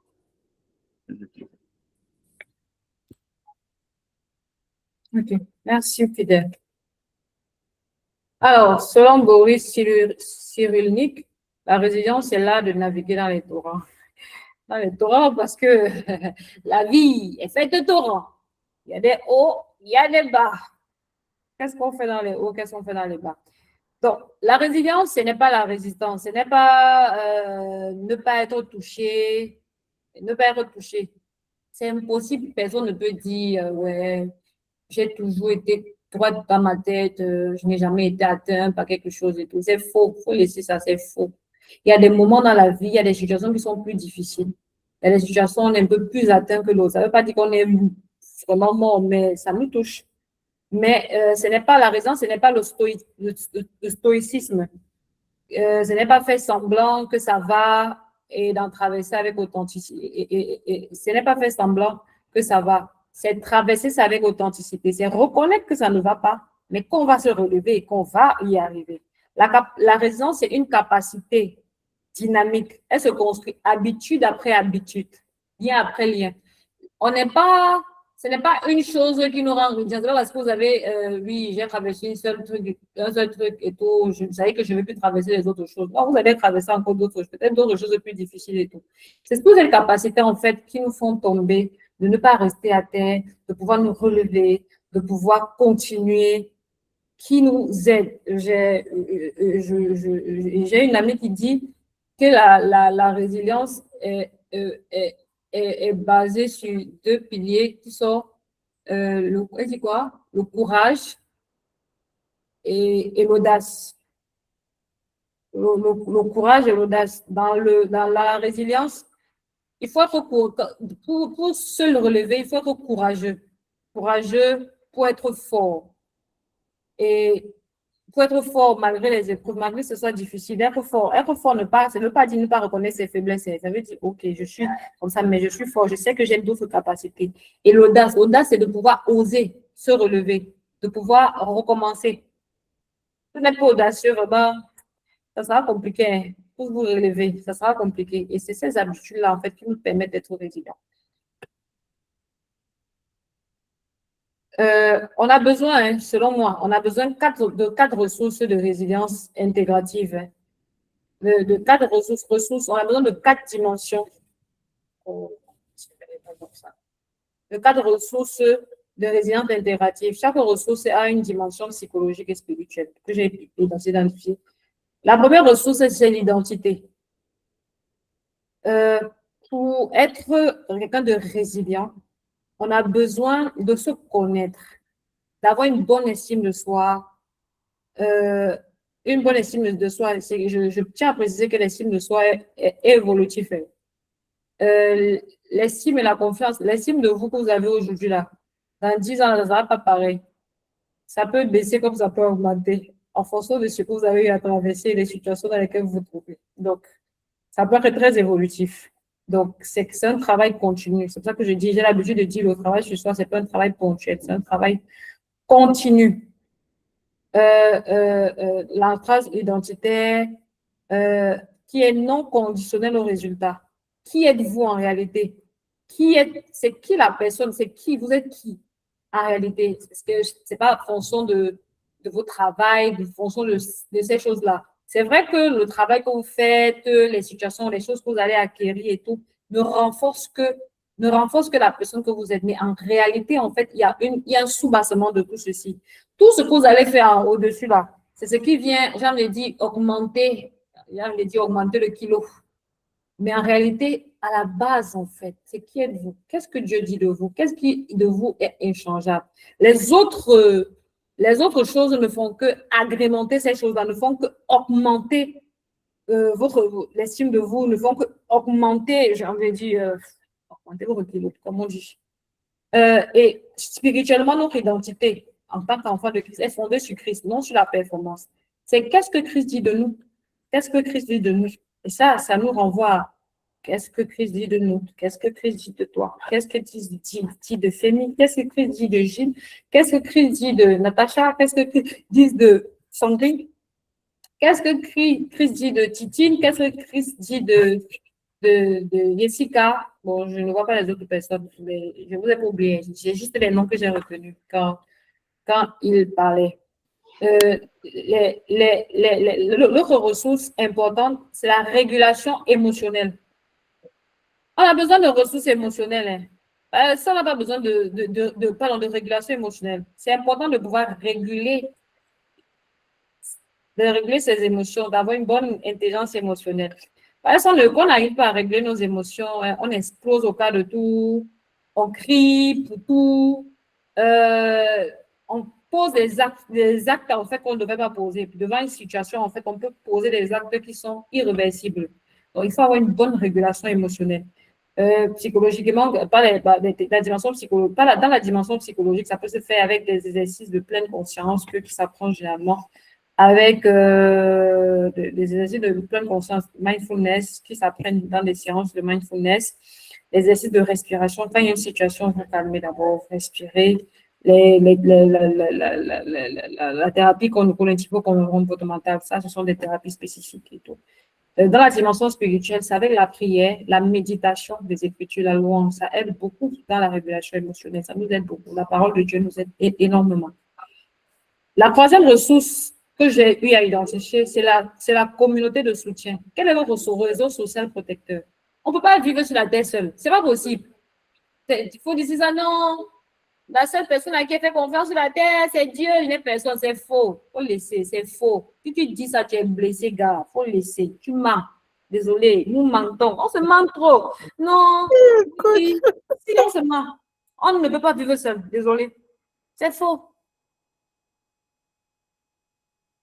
Vous connaissez, c'est quelle partie dans la Bible? Vous pensez que Jésus ne pouvait pas vivre seul? Il pouvait vivre seul, mais il n'a pas vécu seul. Si Jésus n'a pas vécu seul là, vous allez dire que c'était pour être enseigné. Il était entouré. On a besoin des gens. Même si vous êtes le leader, vous êtes le plus intelligent de votre cercle, vous avez besoin des gens. On a besoin des gens. On a besoin de se sentir soutenu, de se sentir protégé, de se sentir aimé. On a besoin des gens. On n'a pas besoin de dépendre des gens, c'est différent, mais on a besoin des gens. Les gens qui sont seuls dans leur vie sont malheureux. Ils ne disent pas ça, ils disent non, il m'en fout, toute ma vie, tout ça et tout. La preuve, ceux qui sont seuls, ils ont des vices qui sont bizarres, qui ne vous disent pas. Oui, ils restent chaque jour, ils dépriment. Il y a des gens, je connais des gens, ils disent, ah, je m'en fous des amis. Mais pourtant, ils pleurent ici, ils pleurent tout le temps parce qu'ils se sentent seuls. Peut-être que vous n'avez pas trouvé des personnes, mais il faut prier pour rencontrer des personnes. Ce n'est pas forcément une centaine, 600 ou 1000 personnes, non. Mais ça peut être une, deux personnes que Dieu met dans vos vies. Chacun à sa place, que ce soit un mari, un chéri, on ne dit pas de se bâtir, rentrer dans les relations toxiques. Ce n'est pas ce qu'on a dit. Ce n'est pas ce qu'on a dit. Rentrer dans de belles relations saines, des relations de famille, bref. On a besoin des gens, on n'a pas besoin de dépendre des gens, on doit dépendre de Dieu. C'est important. C'est pour ça que on a créé la communion fraternelle. La communion fraternelle authentique, j'ai bien précisé, parce qu'il y a de fausses communions fraternelles, mais c'est important. Retenons que à l'église, c'est pas les amis que vous êtes allés chercher. Les amis, on peut avoir des amis à l'église. On peut rencontrer par la grâce de Dieu des amis, c'est vrai. Mais l'erreur qu'on commet souvent, c'est que quand je suis partie à l'église, ça veut dire qu'on est frères, ça veut dire qu'on est amis et tout. Vous partez vous livrer, on passe se livrer totalement, comme on se livre totalement, on livre toutes nos vies. Avec des personnes peut-être qui manquent de maturité. Moi, il dit que l'église c'est un hôpital et nous qui sommes les malades, on passe se soigner auprès de Jésus. Et après, on fait des erreurs, en fait. Mais le fait de passer du temps avec les frères et sœurs, le fait de rire avec les personnes, ou même dans le cercle professionnel, hein, le fait parfois de partir au bureau, les gens nous font rire dans un environnement professionnel qui est sain, ça aide. C'est important d'être soutenu. Ne vous mentez pas. Laissez les gens qui vont vous dire que ça ne sert à rien là. C'est important. Le sens et la vision, la quatrième ressource, la cohérence, les valeurs, les actions, le sens du travail. Quelle est votre mission de vie? Qu'est-ce que vous faites? Le travail, les valeurs. Je vois souvent, j'avais fait un débat avec des gens qui disent que oui, une femme n'a pas besoin de travailler. Est-ce que vous savez qu'on ne travaille pas seulement pour avoir l'argent? Si moi, on me donne l'argent, je vais rester à la maison. Vous allez rester à la maison, mais après ça, si vous n'avez aucune activité, vous allez vous ennuyer. Et ça nous fait penser à beaucoup de choses, beaucoup de vices. Parce qu'en fait, comme j'ai dit, la définition de santé mentale, c'est pouvoir être utile à sa communauté. Vous avez l'impression d'être utile à rien. Si vous avez des enfants, au moins vous occupez de temps mieux. Mais si même les enfants, vous ne vous occupez pas réellement d'eux, il y a tout à leur charge. Donc, il faut avoir, si vous désirez de vous occuper de vos enfants seulement, rassurez-vous que vous occupez de vos enfants là, c'est ce qui donne du sens à vos vies. Parce que si ce n'est pas parce que ça ne donne pas du sens à vos vies, si c'est parce que votre mari dit que ça donne du sens à vos vies, vous allez être malheureux et faire semblant. Et beaucoup de femmes sont comme ça. Elles sont malheureuses et font semblant. Dans la vie spirituelle, on parle d'appel, de vocation, de foi. Ce sont des piliers qui nous permettent d'être résilients. Ce sont des choses qui nous permettent de tenir. Ce sont des choses qui nous aident, en tout cas, parce qu'on a une vision, on court vers quelque chose, on court vers un but, on court vers un objectif.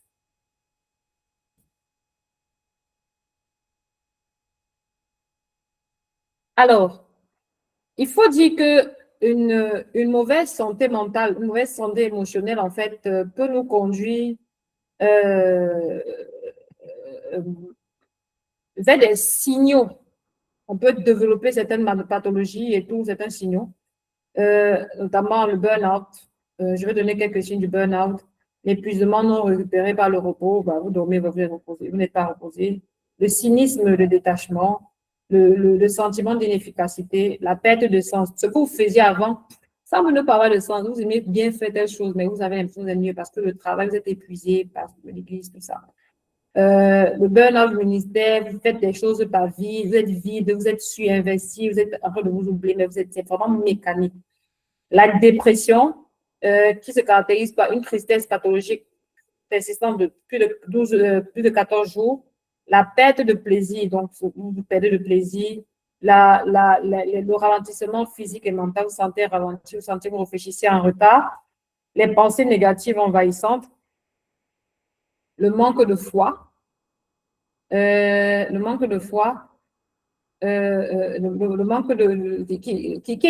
dépression est différente du manque de foi. Donc, les gens disent que quand tu as la dépression, ça veut dire que tu ne crois plus beaucoup en Dieu. C'est faux. La définition, c'est une réalité neurobiologique. On fait l'IRM des personnes qui font une dépression. Là, il y a des zones où il y a un hyposignal qui marque un ralentissement psychomoteur. Donc, c'est bien pathologique même. C'est un problème. Il y a des neurotransmetteurs qui sont impliqués dans la dépression. Donc, c'est important de comprendre ça. Faire une dépression ne veut pas dire que vous manquez de foi. On n'ayez pas honte. L'anxiété chronique qui se caractérise par des ruminations incessantes, le trouble du sommeil, l'hyper-contrôle, difficulté à relâcher prise, l'irritabilité, les tensions physiques, la peur permanente du lendemain. Et très souvent, ça ne se manifeste même pas par les signes, non, pas au début, pardon. Généralement, ça se manifeste par les signes physiques. Comme psychologiquement, ça ne va pas. Le corps parle, ça s'appelle la somatisation. Ça se caractérise par des manifestations physiques fréquentes, à savoir les maux de tête et les migraines chroniques, les douleurs musculaires inexpliquées, les troubles digestifs, diarrhée et nausées, la fatigue persistante malgré le repos, les troubles du sommeil, insomnie, insomnie. Beaucoup de personnes disent qu'elles dorment. Elles dorment 5 heures de temps, 6 heures de temps, mais en réalité, elles ne dorment pas. Elles ne dorment même pas. Elles sont fatiguées. Les troubles du sommeil, les palpitations, les oppressions thoraciques, les dermatoses liées au stress, l'eczéma, les épigastralgies, ce qu'on appelle mal d'estomac et tout. Beaucoup de personnes vont à l'hôpital, on fait les examens, on ne le trouve pas et on chasse l'esprit. Parfois, on chasse l'esprit. En me présentant, j'ai oublié de vous dire que je suis au département de la délivrance, là où on chasse les démons. C'est important de donner ça dans ma précision. Pourquoi je vous dis ça? Parce que quand je vais vous dire certaines choses, que je ne comprends pas. Donc, c'est pour vous dire que je chasse des démons. C'est pour vous dire que je ne comprends pas tout, mais je comprends quand même un peu. Pourquoi je dis ça? Parce qu'il y a beaucoup de personnes à qui on a chassé beaucoup de démons, alors que c'était juste, c'était somatique, le problème était psychologique. On a chassé le démon mystère, alors que ce n'était pas un démon mystère. Et quand on ne va pas bien psychologiquement, ça n'a rien à voir avec ce qui est scientifique. En fait, c'est même une porte d'entrée pour l'ennemi.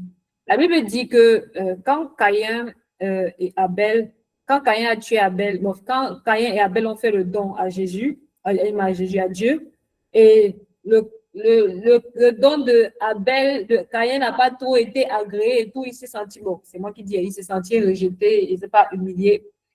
Et Dieu lui a dit que si tu agis bien, ça va passer, sinon le péché va taper, va se coucher à ta porte. Bon, son cœur, il n'a pas bien gardé son cœur, donc le péché s'est bien tapé sur sa porte et tout, et il a tué son frère. Ce qui se passe, beaucoup de choses se passent comme ça, beaucoup de mots, la manière, le mode opératoire avec lequel l'ennemi agit aujourd'hui, c'est à travers nos blessures, à travers notre cœur. Ça passe par notre cœur.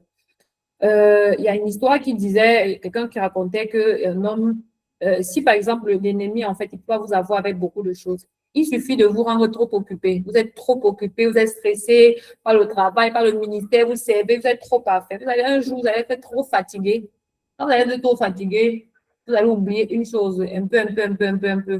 Allez, vous allez faire ce que vous n'avez jamais pensé faire. Donc, pensons à nous reposer. Donc, parler de santé mentale, c'est pas un jeu, c'est pas une blague, c'est pas un caprice, c'est un fait. Donc, les facteurs qui peuvent déclencher tout ceci, les facteurs internes, le perfectionnisme, la faible estime de soi, les croyances limitantes spirituelles, les traumatismes non résolus, les blessures, les difficultés à dire non. Les facteurs externes, la surcharge au travail ministériel, comme je disais tout à l'heure, les pressions culturelles et familiales, les attentes communautaires et le manque d'accès aux soins en santé mentale. Comment est-ce que la souffrance mentale affecte ma vie spirituelle? Je disais, l'être humain est une unité qui affecte l'âme. Ce qui affecte l'âme affecte le corps. Ce qui brise l'esprit affecte notre foi. Donc, quand quelqu'un a une dépression, ça peut se manifester par une sorte de sécheresse spirituelle. Qu'est-ce que j'entends par sécheresse spirituelle? Vous avez l'impression que vous êtes là, hein? Vous êtes là aussi comme ça, là. C'est comme si Dieu n'est pas là. Vous êtes là, vous êtes perdu, vous avez l'impression d'être déconnecté, lourd et tout. Dieu semble absent, silencieux. J'ai dit ça parce que Dieu est toujours là. Une anédonie, une lourdeur dans sa vie spirituelle et tout. On est fatigué, on est un peu déconnecté de tout. En plus des signaux qu'on a donnés là, le burn-out, dans le cas on a un burn-out, les manifestations spirituelles peuvent être l'abandon des disciplines spirituelles, l'amertume avec l'Église. On peut être amer parce ça peut se traduire par ça. L'anxiété, ça peut être l'incapacité à lâcher prise, prière anxieuse que confiante. On prie, on est stressé. La honte, la culpabilité, ça peut donner le sentiment d'être indigne de Dieu, l'éloignement de la communauté par rapport à certaines choses peut-être qu'on a eu à faire et tout. Parce que, imaginons quelqu'un, par exemple, il a chuté dans le péché. Au lieu de parler devant Dieu, il aura honte. Il va se dire que Dieu va le juger. Comme généralement les hommes nous jugent, il va s'éloigner de sa communauté. Il va avoir le sentiment d'être indigne.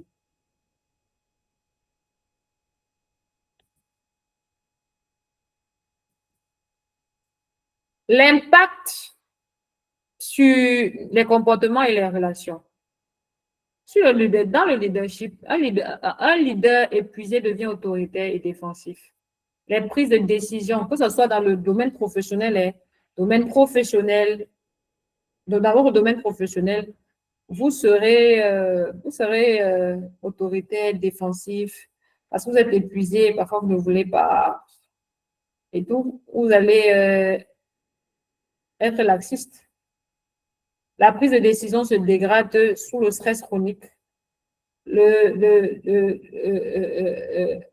thermomètre émotionnel se fixe toujours sur le leader. Donc, c'est quand le leader, bien que la vie en société se porte bien, quand il ne va pas bien, tout se porte mal. Les équipes subissent l'état émotionnel de leurs responsables. Donc, votre leadership impacte votre productivité parce que ça impacte la qualité des relations. Votre leadership impacte la pression, le rythme, ça impacte la gestion du travail, ça impacte les relations interpersonnelles, ça impacte le management, la qualité du management.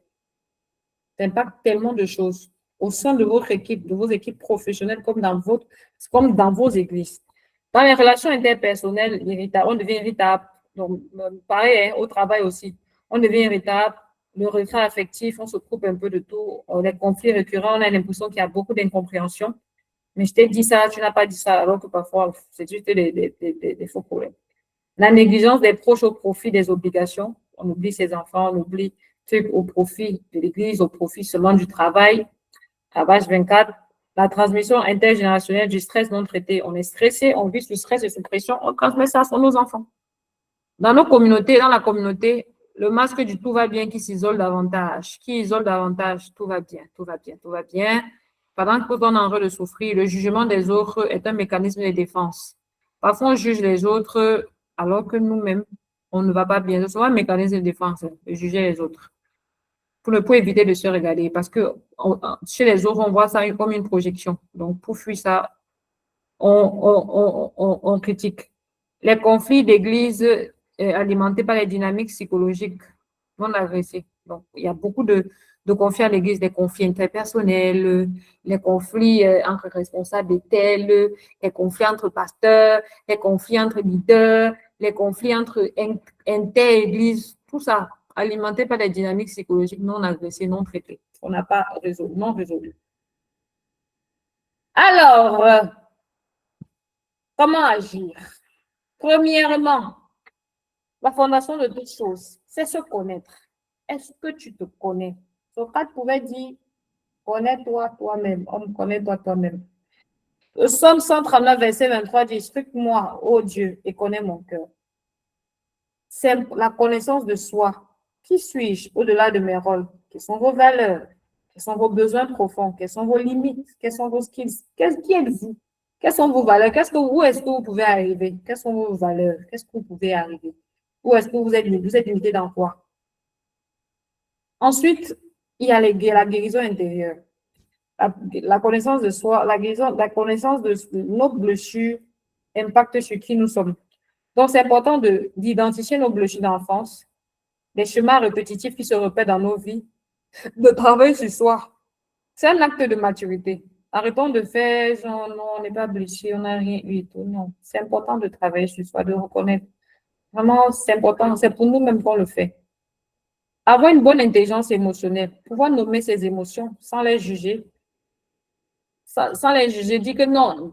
En fait, il faut avoir le courage de nommer. Sans les juger, ça veut dire, tu ne dis pas que non, j'aime mal. Mais en fait, j'aime mal parce que elle m'a fait ceci. Reconnais que tu as mal, tu as mal, tu as mal. Parfois, on veut tourner. Après, ça, c'est pour se culpabiliser. Après, tu as mal, tu as mal. Il faut nommer ses émotions. Après, quand tu nommes, tu dis déjà ce que tu as eu. J'ai eu mal. Après ça, c'est après, c'est bien après qu'on fait l'exercice de pourquoi j'ai eu mal. J'ai eu mal. Qu'est-ce que j'aurais pu régler? D'accord.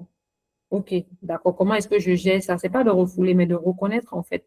Et ça nous permet de nous connaître. Ça permet de reconnaître nos limites, de connaître ce qu'on aime, ce qu'on n'aime pas. Parfois, on croit qu'on ne connaît pas tout sur nous. Hein. La connaissance de soi, c'est un voyage.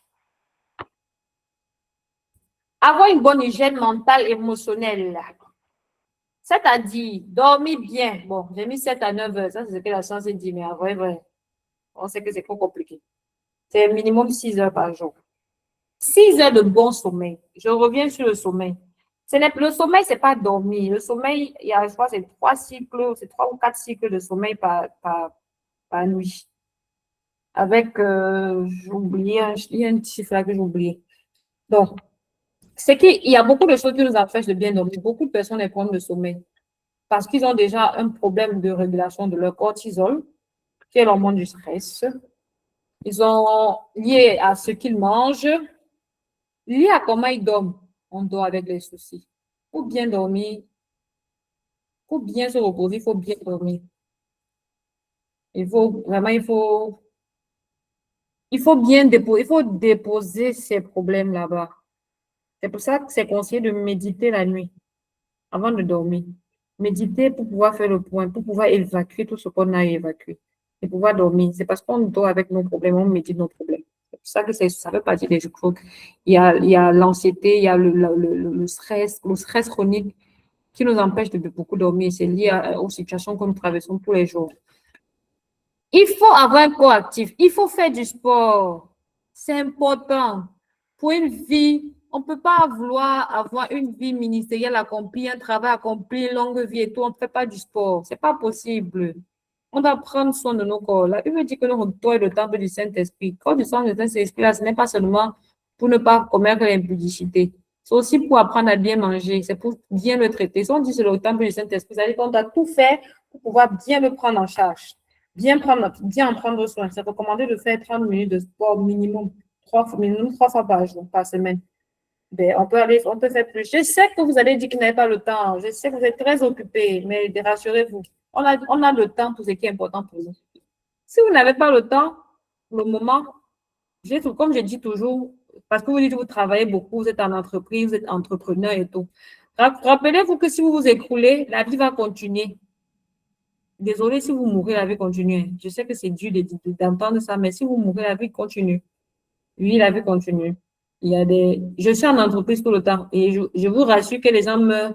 3 jours après, on a déjà ouvert le poste. Donc, c'est pour vous dire que vous n'êtes pas irremplaçable. C'est faux. Vous n'êtes pas irremplaçable. On dit qu'il va aller loin, mais là, ça monte. Donc, prenez soin de vous. Il faut bien manger. Oui. Il faut bien manger. On ne peut pas manger une certaine nourriture à certaine heure. On espère une certaine mode de vie. Quand on a moins de 30 ans, on peut faire ce qu'on veut. Mais à partir de 30 ans, on ne peut pas faire ce qu'on veut. Parce qu'on prépare notre vieillesse. On prépare nos hormones. On ne peut pas l'équilibre de nos hormones. On prépare. Sinon, notre corps va nous rappeler ça. Mangeons bien. Mangeons bien. C'est vrai qu'on a l'impression que c'est un luxe, mais les antihypertensions et tous les médicaments qu'on paiera plus tard là, je vous jure que ce n'est pas chic. Avoir des liens, avoir au moins une relation avec qui vous pouvez être vrai, sans masque. Avoir des amis, aller prendre des pots, c'est important. Apprendre à dire non, c'est important. J'ai mis ça en rouge. Apprendre à dire non. Vous ne pouvez pas dire oui à tout. Et apprendre à dire non, vient aussi de nos blessures. Pourquoi vous dites oui à tout? Est-ce que c'est pour être validé de tous? Est-ce que c'est pour être compris de tous et tout? Question.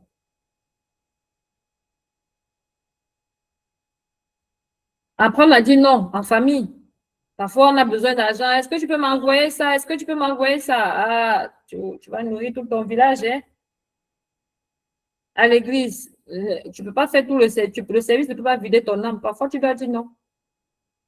Au travail, tu ne peux pas faire les tâches des gens. Parfois, comme tu oublies ta part. Parfois, on va te dire, tu peux rester à 21 alors que tu ne peux pas. Les gens disent que non, j'ai peur de me faire virer. Je vais faire une parenthèse avec ça en vous disant que c'est vrai, il faut parfois durer au travail et tout, mais on ne peut pas rester au travail tous les jours jusqu'à 21h, 22h et on dit que je suis une homme. Ce n'est pas normal. Ce n'est pas normal. C'est vous tuer. Vous dites que on dit le travail est dur. Comme mon boss dit souvent et je crois aussi. C'est pour ça qu'on doit se former dans la vie pour être plus compétent. Malheureusement, quand on entre dans les entreprises, on ne se forme pas. On reste statique 10 ans, 20 ans. Après, quand quelqu'un vient être plus compétent, on a peur de perdre nos postes. La Bible dit, aime ton prochain comme toi-même. Donc, ça veut dire que toi, tu dois prendre soin de toi. C'est important. Nous devons prendre soin de nous. C'est important. Notre corps est le temple du Saint-Esprit. Je vous le dis encore. La santé mentale est un levier de productivité pour un impact durable visible. pour un impact durable. Un leader équilibré est un leader qui dure.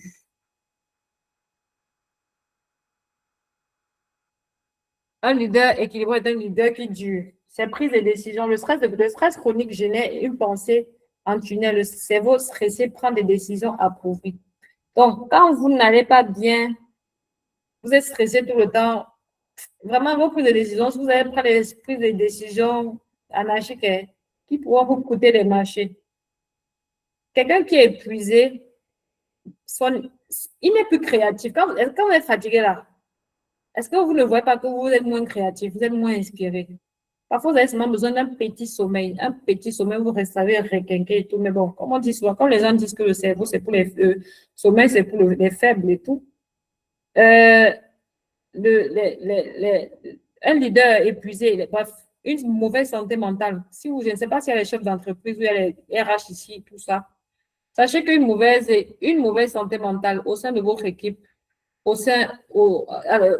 peut-être dans la vie d'un manager, il devient autoritaire et le thermomètre émotionnel de l'entreprise dépendra de lui. Et ça va attirer les relations d'équipe qui vont coûter de l'argent à l'entreprise. Oui, ça coûte de l'argent. La santé mentale en entreprise pour un travailleur a un but stratégique. Que vous soyez entrepreneur, solo-entrepreneur, investir dans votre santé mentale pour consulter un psy, pratiquer une bonne hygiène de vie, ce n'est pas un luxe pour vous. Si vous voulez aller loin, si vous voulez durer, si vous voulez faire de grandes choses, investissez dessus. Vous allez voir, vous allez bien. Je dis bien, je souhaite que tu prospères à tout égard comme l'état de ton âme. Ça nous dit tout. Le coût du burn-out est grand. Ça crée en entreprise les absentéismes, que ce soit maladie et les absentéismes, les turnovers, les gens viennent y battre, les conflits chroniques, les divisions dans les ministères, les abandons de foi. Parce que beaucoup n'étaient même pas vraiment entrés. On est venus, ils ont un peu donné la vie à Jésus, ils étaient dans le service, avec des soucis mentaux, ils ont été blessés, et tout. Après, ils abandonnent la foi. Ça crée des divisions. La foi n'est pas que le problème, c'est aussi la solution. Comme je disais, la santé, tenir compte d'un psychologue ou des problématiques de santé mentale, ça n'occulte pas le fait de prier. D'ailleurs, ça va de pair. Prière et méditation matinale, la Bible dit dans Josué de prier et médite ce livre jour et nuit. Prier, méditer sa Bible, c'est très important. Régulation du système nerveux par le silence et la louange. C'est très bien. La louange, ça nous permet de réguler. Ça peut nous faire shifter d'une émotion, d'une tristesse à une joie, à un coup. C'est important d'écouter. Ça plonge le cerveau dans un état de bien-être. La méditation des écritures, qui nous aide dans notre restructuration cognitive et spirituelle. Contrebalancer, ça nous aide à contrebalancer les pensées négatives, à bâtir notre identité fondée en Christ. Avoir une communauté authentique. Il n'y a pas de communauté parfaite. Selon nous, nos églises, là, il n'y a personne qui est parfait. Il n'y a que des personnes imparfaites. Comme nous aussi, vous êtes imparfaits, je suis imparfaite, nous sommes tous imparfaits. Donc, n'attendons pas des personnes parfaites, mais si parce que nous ne sommes pas parfaits, et avoir un sens et la vocation. Le sens protège contre le burn-out parce qu'on sait où on va. Parce qu'on a une vision. Ça nous aide en fait parce qu'on court vers un but. Parce que quand parfois on évolue, on ne sait pas trop vers quoi on évolue, on ne connaît pas c'est quoi le but.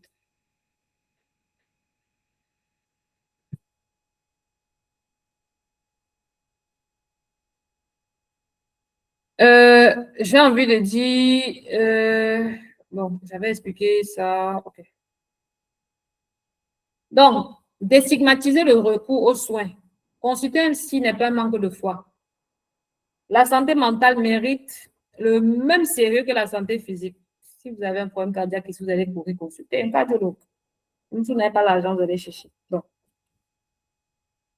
Or, un problème cardiaque peut provenir d'un problème émotionnel.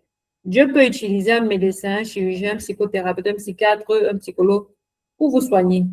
Ce n'est pas à nous de décider comment Dieu va nous soigner. C'est faux. C'est Dieu qui décide de ce qu'il veut, comme il veut, quand il veut, où il veut. Refuser un psy, c'est de l'orgueil. C'est comme si, parfois, je trouve que c'est de l'orgueil. C'est parfois du manque de connaissances, mais c'est aussi de l'orgueil. Parce qu'on veut s'attribuer le mérite de j'ai prié et j'ai été guéri. Donc, tu es trop spirituel. On est trop spirituel. La grâce commune passe aussi par les soins. Chercher de l'aide, c'est la sagesse, ce n'est pas une faiblesse. On ne doit la force à personne. Donc, l'exercice, l'engagement, vous allez prendre une habitude d'hygiène mentale à intégrer. C'est quoi l'habitude d'hygiène mentale que vous allez décider d'intégrer? Une personne à qui vous allez décider de parler en vérité. Il y a des gens qui ne veulent pas prendre forcément les gens de l'entourage parce qu'ils trouvent que leur vie est trop lourde, ils ne veulent pas. Ils payent des personnes pour le faire. Moi, j'ai des patients comme ça. Ils n'ont pas vraiment de sérieux problèmes, mais ils payent pour se faire écouter. Parce que la personne est soumise au secret professionnel. Mais si vous avez des amis, des personnes proches, un parent, pourquoi pas? Un non à 17 semaines. Évaluez, c'est quoi votre capacité à dire non? Dites non, souvent. Ça va faire mal un peu, mais ça va vous aider. Une action de soin de soi. Très souvent, on pense aux autres. Mais est-ce que vous pensez à vous-même? C'est important. Dans les actions que j'ai oubliées, prendre soin de soi, sortir, se balader, aller au cinéma. Quelles sont les activités qui vous ressourcent, qui vous font du bien? Les identifier, les appliquer. Donc, concrètement, commencez par où? Voici le plan de 30 jours. Vous pouvez faire la capture.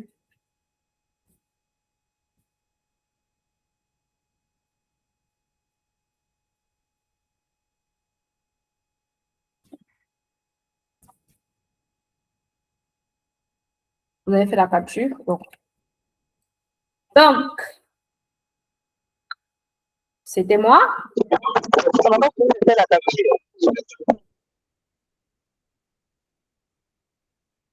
À la capture.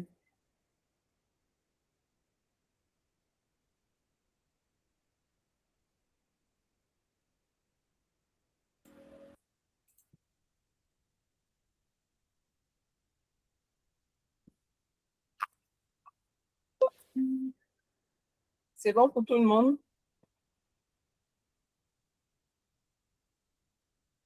Ok, merci beaucoup, Dr. Gilles.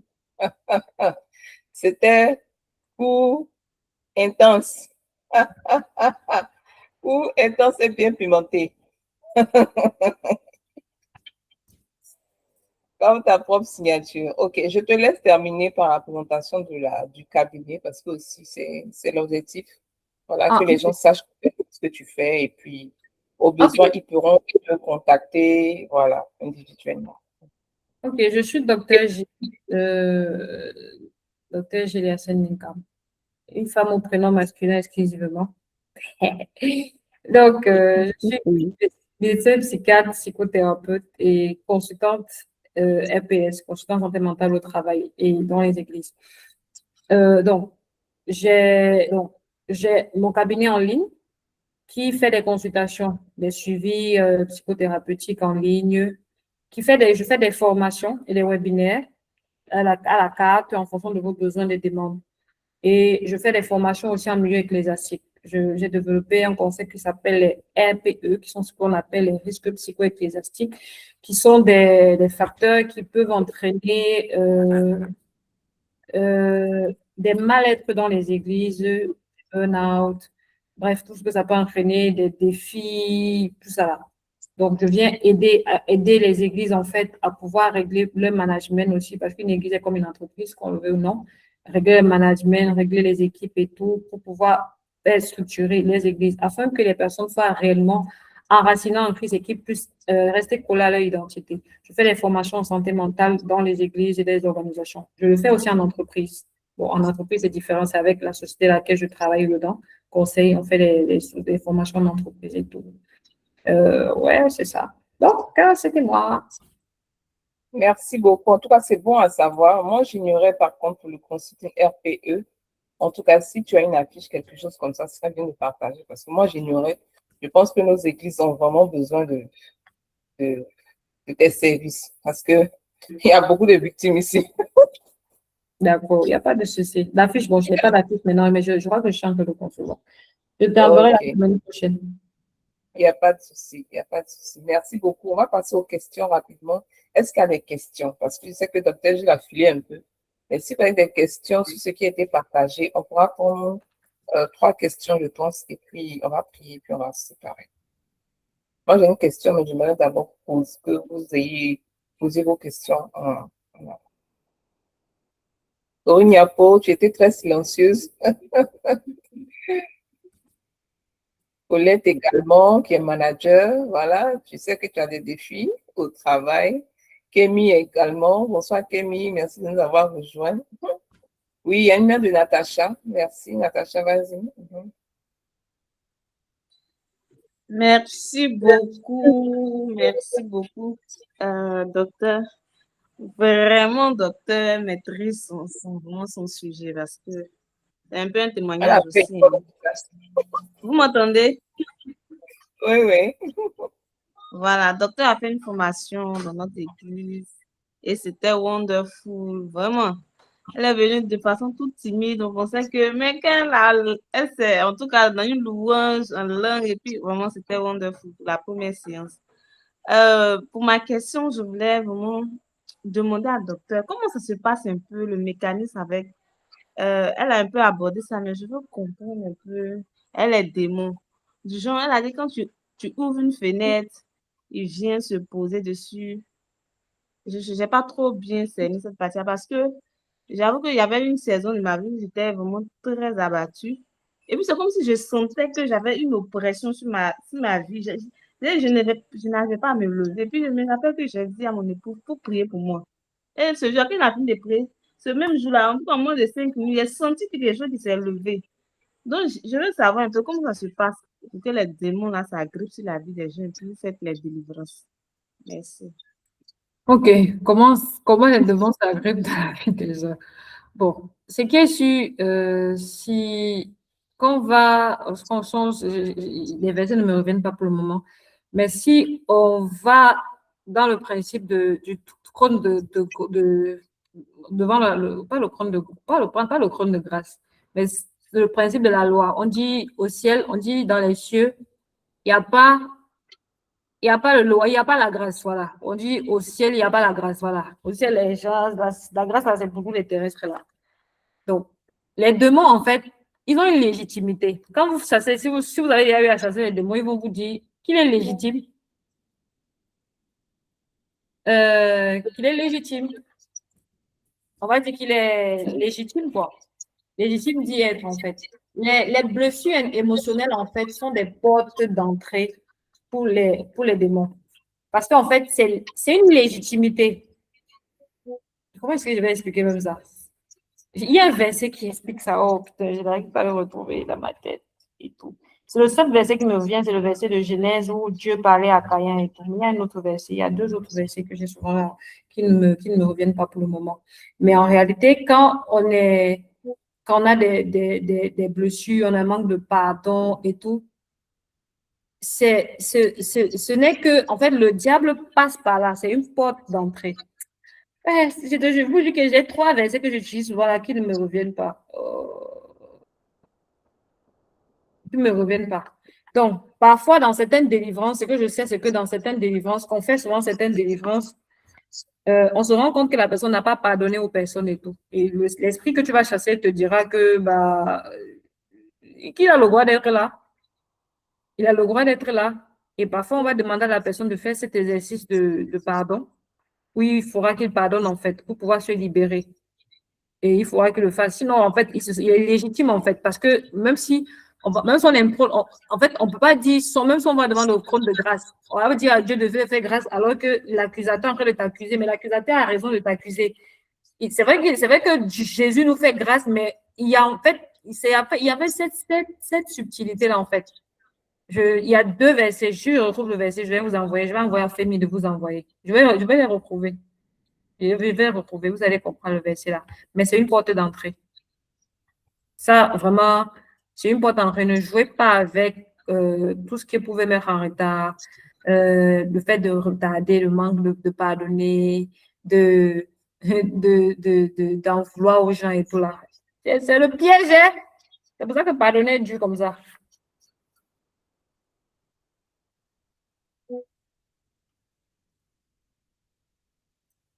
Ok, d'accord, c'est bon. Natacha, c'est bon? Bon, ok, on va passer Oui, à c'est bon. Yemika. Merci beaucoup. C'est très bon. C'est très bon. J'ai compris, maman. Yemika, tu peux ouvrir ton micro. Ah, ok, oui. Euh, merci encore, coach. Je pense que le Seigneur est en train d'aligner les choses. Je vais vous dire pourquoi. Je suis malade, je suis même pas partie au bureau depuis hier. J'ai été, j'ai été sous sérum. En fait, ça fait 3 ou 4 fois. Je vais à l'hôpital. J'ai des symptômes de palu, c'est-à-dire tout ce que vous avez cité comme symptômes physiques concernant le burn-out ou bien je sais pas, le stress et tout. Je me suis retrouvée dedans. Donc, hier, je suis partie à l'hôpital une énième fois. Cette fois-ci, on m'a mis sous sérum parce que ça n'allait vraiment pas. Et encore une fois, les examens ont montré qu'il n'y avait rien. Donc, je suis allée demander au médecin, mais qu'est-ce qui se passe? Est-ce qu'il y a quelque chose que je ne vois pas? Là, je commence vraiment à m'inquiéter, en fait. Elle a commencé à me poser les questions et on va dire qu'on s'est rendu compte que, on va dire que c'est le travail et vraiment beaucoup de choses qui font que je pense que ça va pas. Là encore, je vous jure, je tombe sur les statuts d'eau là, comme par hasard, et je vois le thème. Automatiquement, je lui demande pardon.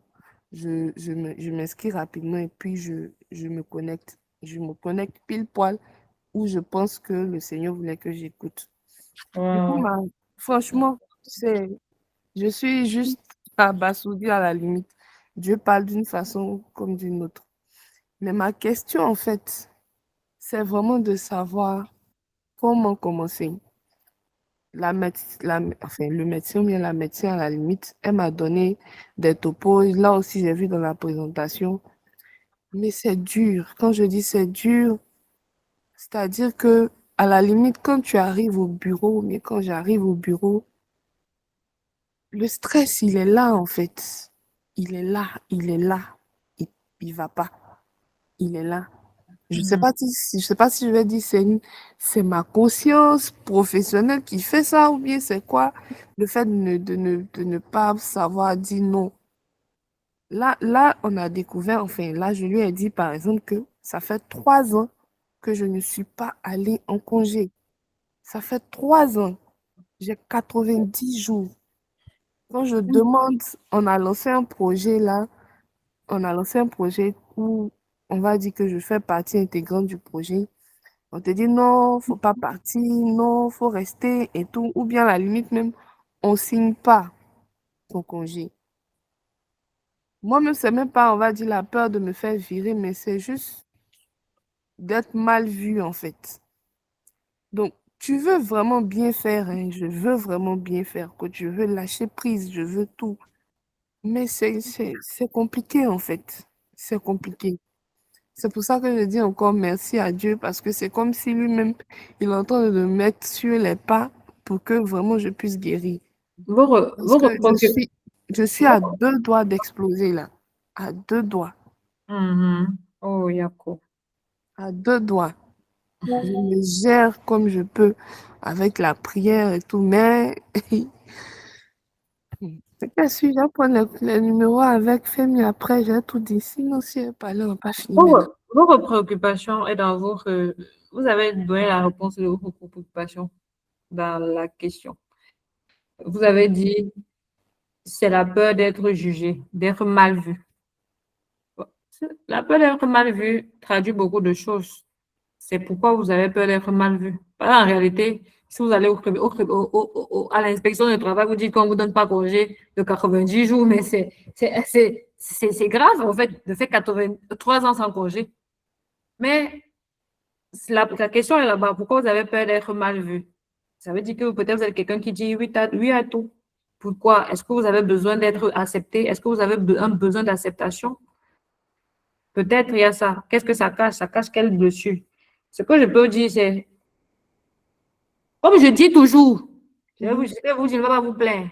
Je dis tout ça aux gens. Hein. Si vous mourrez, la vie continue. Ça fait mal.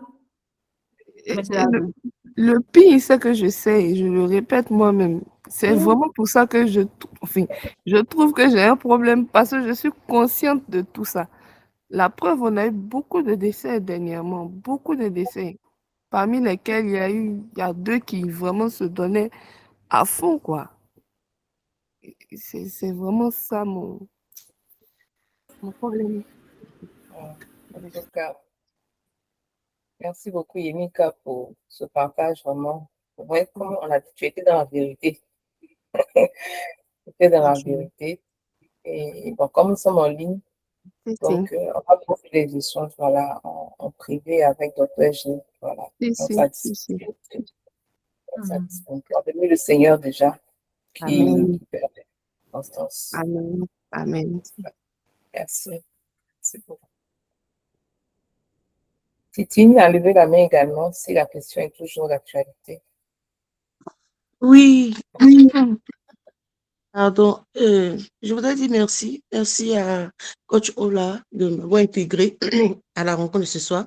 Merci au docteur aussi pour son exposé. C'est vrai que par moments, j'étais coupée, mais pour ce que j'ai pu entendre, vraiment, ça nous a fait du bien. Avant de soumettre ma préoccupation, je voudrais dire quelque chose un peu appuyé, ce que la sœur qui vient de parler a dit concernant ses vacances et les congés qu'elle me parle. Il y a un exemple que je voulais lui donner. On a une maman comme ça qui travaillait dans la même structure que mon mari. Et elle, c'est comme ça qu'elle était acculée par son travail, beaucoup, elle travaillait beaucoup et tout. Et, ils lui ont montré comme si elle était carrément indispensable, quoi. Si c'est pas elle, il n'y a pas quelqu'un et tout. Et la maman est décédée. Je vous assure que la même semaine durant laquelle la maman est décédée, sa remplaçante a appelé mon mari pour une préoccupation. Quand il a raccroché, il a attrapé sa tête. Je lui ai demandé, j'ai dit, mais qu'est-ce qu'il dit donc? Ils ont déjà remplacé maman, que c'est sa remplaçante qui vient m'appeler parce qu'elle ne comprend pas quelque chose, il fallait que je lui explique. On est à ses funérailles, puisqu'elle habitait dans la cité de l'entreprise. On est à ses funérailles, sa photo est dans son salon, on n'a même pas encore fait quelque chose. Ils avaient déjà mis l'appartement je dois dire, non pas en location, sur la plateforme de leur structure appartement, tant en location dans la cité, machin, pour dire que nul n'est indispensable, ma soeur. Si tu as droit à tes vacances, prends tes vacances. Faut pas rester dans les choses. Et puis, ils vont, comme le docteur a dit, après la mort, là, la vie continue. Hein. Quand tu seras plus là, le travail va continuer. Eux, ils vont continuer leur vie. En fait, c'est quelque chose qui m'avait marqué jusqu'à présent. Quand j'y pense, j'ai dit non. Et j'avais même dit à mon mari, un moment, il travaille beaucoup. Je lui ai dit, souviens-toi que la maman, là, le lendemain de sa mort, sa remplaçante t'avait déjà appelé pour dire que tu... Voilà, donc c'est un peu ce que je voulais dire. Maintenant, moi, ma préoccupation, je voulais savoir... Rien. Je voulais savoir, parce que moi, je ne sais pas trop moi, si elle doit dire mon statut ou bien quoi. Je suis quelqu'un de, je dirais, très ouvert, très disponible. J'aime aider les gens, j'aime m'occuper des choses des gens, en tout cas ce qu'on veut bien me confier. Et puis quand je propose mes services, si tu penses que je peux le faire, mais j'ai remarqué que à mon tour, ce n'était pas ça. À mon tour, les gens ont toujours, on me dit pas non, hein, mais à la fin, je me rends compte que j'ai tout fait toute seule. Et chaque fois que je dis, ah, c'est que vous m'avez fait là, je ne le dis pas, mais au fond de moi, j'ai dit, plus jamais, si quelqu'un me dit, plus jamais, je ne fais plus la chose de quelqu'un. Mais chaque fois que ça vient, j'ai l'impression que il faut que j'intervienne. Et chaque fois que c'est comme ça, hey, madame Nongla, merci. Si tu n'étais pas là, on allait faire comme... J'arrive toujours au moment où il faut décanter une situation, je règle les choses. Là, actuellement, je suis en train d'organiser un événement hein, avec mon groupe que je dirige. Et une soeur même avec qui on avait décidé, on a dit on va faire le truc. Mais la soeur m'a cassé à un point. Jusqu'aujourd'hui, je réfléchis et puis je ne sais pas, mais pourquoi elle m'a dit ça? J'ai dit, bon, on va faire ça dans un cadre quand même un peu bien, correct, chic, pour que il y ait au moins un bon nombre, une certaine classe de personnes qui puissent venir et tout et tout. Ah, mais qui te connaît? tu arrives là-bas, et puis, toi, tu as quelle audience? Tu connais qui? Et puis tu arrives là-bas, qui va venir? Toi avec qui on a, toi avec qui on a décidé. Et je donnais le prix des trucs. Ah, c'est trop cher. Tu peux faire des trucs de 10 000, 15 000 là-bas, les autres. Et mes amis et connaissances à qui j'ai partagé l'événement, ils disent, ah, je suis en train de faire l'événement. Oh, quand c'est eux là, faut voir tous les jours, je vais mettre en statut, je vais mettre sur Facebook, je vais informer mes gens que ma soeur ou bien mon frère ou bien telle personne fait ça. Venons, Nani. Souvent, je fais exprès de faire le tour des statuts WhatsApp là, juste rien. J'envoie même le message, me fait vieux ignorer. Et ça me fait mal. Et sincèrement, il y a quelque chose que mon cœur est en train de nourrir. Vraiment, la formation de ce soir, en fait, ce que je veux demander, est-ce que c'est pas... en fait, quand j'ai écouté, je me dis, bon, est-ce que c'est pas une dépendance, peut-être une dépendance affective, ou bien c'est pas, je sais pas comment qualifier. En même temps que je ne veux pas être méchante, en même temps, je ne veux pas être bête aussi. Voilà. Parce que quand c'est pour les autres, là, je fais. Mais j'ai remarqué que quand c'est pour moi, c'est comme si de rien n'était, quoi. Ça a toujours été comme ça. Même quand je devais me marier, mais à la limite, les personnes que j'appelais mes copines avaient pratiquement boycotté la cérémonie. Bref, ça, c'est une vieille histoire. Une vieille histoire.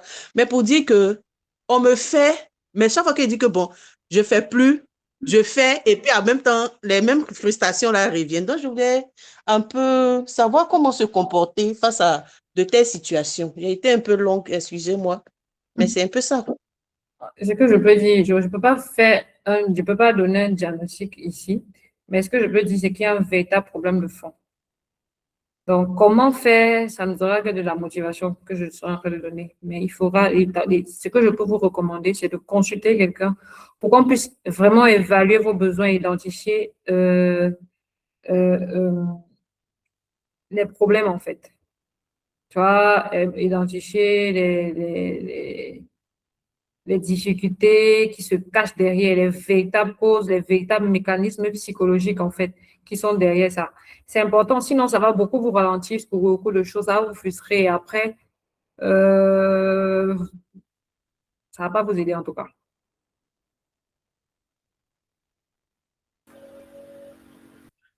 Merci, docteur G. Ce que Titine dit, c'est une réalité, hein. C'est une réalité. Moi, je suis un peu comme ça. Bon, pas dans, je vais plus faire, mais je veux dire que spontanément, moi, dans ma logique, je veux dire que s'il y a quelque chose, je partage, tu vois. Je le fais pas dans une optique de, bon, je vais faire quand elle fera pour elle, je vais le faire. Mais je vois qu'effectivement, toi, tu fais spontanément, mais quand c'est pour toi, bon, c'est pas forcément souvent, mais c'est des gens même que tu connais même pas, qui viennent t'aider et tout. Mais les personnes, même ceux qui, comme on dit, tu comptes là, du coup, tu les vois pas, en fait. Mais bon, moi, comme on dit, je me suis déconnectée un peu de cette relation transactionnelle. Si je veux partager, je partage parce que je veux partager, soutenir, ça fait partie de mes valeurs. Mais je suis sortie de ce truc transactionnel-là, vraiment, parce que il y a beaucoup de gourmets dedans, comme les Ivoiriens aiment le dire, pardon, il y a trop de gourmets dedans. Donc, moi, c'est ce que je peux partager. Si c'est ta nature d'être généreuse, fais-le parce que c'est toi. Voilà, il ne faut pas que le comportement des autres t'empêche d'être toi. Mais bien sûr, comme docteur je l'ai dit, il faut aussi observer, regarder s'il n'y a pas un problème de fond. S'il n'y a pas un problème de fond. Merci, Titine. Il est 20h25. S'il n'y a pas d'autres questions, moi, j'avais une question sur la régulation émotionnelle, par contre. Docteur, j'aimerais que tu reviennes, que vraiment, pratiquement, tu me dises comment est-ce que, OK, tout de suite, quelqu'un m'a énervé au bureau, ça peut être un collègue ou mon patron même. Tout de suite, je suis sur les nerfs. Comment est-ce que j'arrive à faire cette régulation émotionnelle? Il est 10 heures, la journée n'a même pas encore fini. Donc, comment est-ce que j'arrive à faire ça pratiquement? J'aimerais que tu puisses nous orienter dessus. Ce qu'il faut noter, c'est que la régulation émotionnelle ne commence pas au moment où vous posez les actions, où les actions se posent. La régulation émotionnelle, c'est pas comment on va dire ça. C'est pas quand l'action est arrivée que vous réfléchissez ce que vous allez faire. En fait, ce sont des actions qui se posent, qui se préparent en amont. Notamment la connaissance de soi. C'est très important de se connaître et savoir où on va dans la vie, connaître ses limites et travailler, connaître ses limites, travailler. J'ai pas de dire travailler ses limites. Travailler comment on réagirait face à ces limites-là, bien en amont. C'est très important. Généralement, quand on fait quelque chose, en fait, la réaction montre que ça nous touche dans notre être profond. Par exemple, si vous avez un désaccord avec vos parents, généralement, dès qu'il vous a dit quelque chose, en fait, c'est qu'il a dit quelque chose qui touche votre être propre, en fait. C'est comme si parfois ça réveille une blessure, ça réveille X chose, ça Y chose. Je ne sais pas si vous voyez. Donc, c'est de travailler ces choses-là en amont. Vous verrez que si avant on disait, toi, je vais prendre quel exemple? Toi, tu es comme si, par exemple, je prends un exemple, si avant vous disiez que, si avant vous avez par exemple un problème de complexe avec votre poids, et on disait, oui, vraiment, toi, tu as maigri, hein? Et si vous avez résolu ce problème avec vous-même, on va vous dire, toi, tu as maigri, hein? Ça n'a plus rien te faire. Parce qu'en réalité, le problème n'était pas le mot, toi, tu as maigri.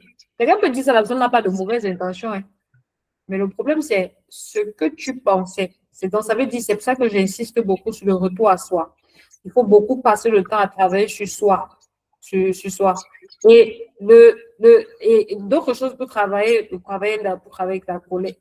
Il faut travailler, c'est se dire que ce que les autres disent ne nous définit pas. C'est pour ça qu'il faut avoir de bonnes ressources intrinsèques, en fait. Tout ce que les autres disent, en fait, ne sont que des choses qui viennent renforcer. Mais il faut avoir de bonnes ressources intrinsèques personnelles, ce que beaucoup de personnes n'ont pas. Les gens se ressourcent beaucoup avec ce que les gens disent, pas avec ce que Dieu dit. C'est là où la méditation, tout ça vient agir dessus. Maintenant, quand les actions se posent, il faut pratiquer l'exercice du silence d'abord. C'est un exercice qu'il faut pratiquer. Il faut se taire. Quand on parle, on ne réagit pas bien. Il faut se taire. En réalité, vous savez que la durée maximum du colère, c'est 5 minutes. Tout le reste qu'on fait là, ce n'est pas la colère. C'est juste qu'on veut prolonger la colère. Sinon, le moment où on est vraiment très en colère, là, ça ne dure pas 5 minutes. Plus de 5 minutes. Donc, si on ne se tait pas, on peut causer beaucoup d'actions. Donc, il faut travailler sur soi. Il faut travailler sur soi pour que certaines choses ne nous atteignent pas. Savoir que ce que les autres disent ne nous définit pas. Parce qu'en réalité, pourquoi on réagit? On réagit parce que les choses nous renvoient à nous-mêmes, quoi. Ok. On va attendre de faire nos jours, j'ai rendez-vous. Je vais dire faire nos jours rapidement. Merci.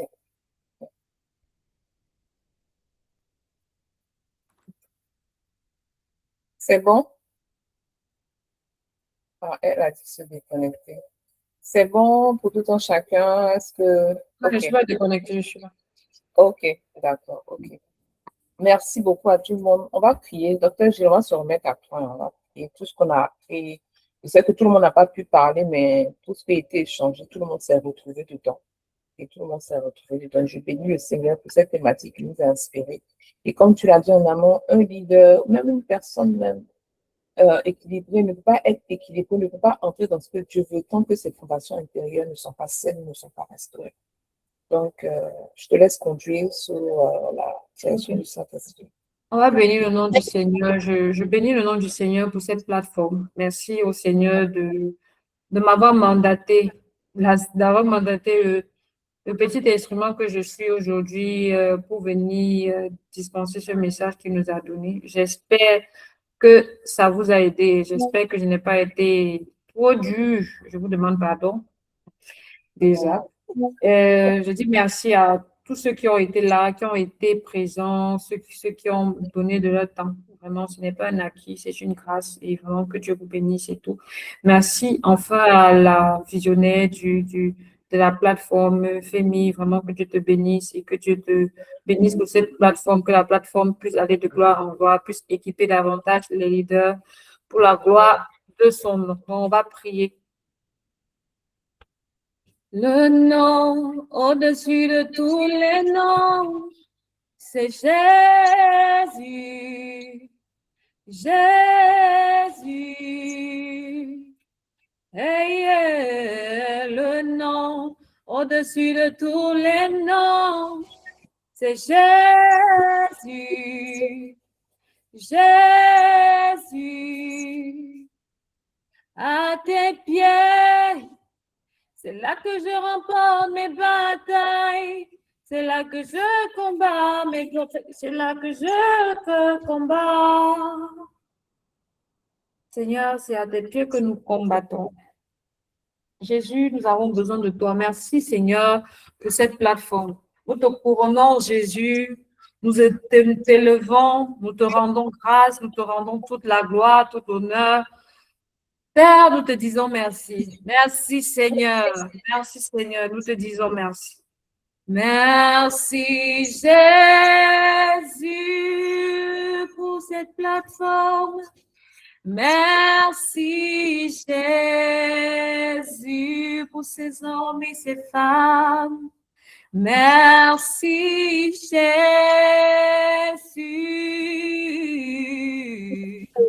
Merci, Jésus. Merci, Jésus. Merci, Jésus. Merci, Jésus. Merci, Jésus. Merci, Jésus.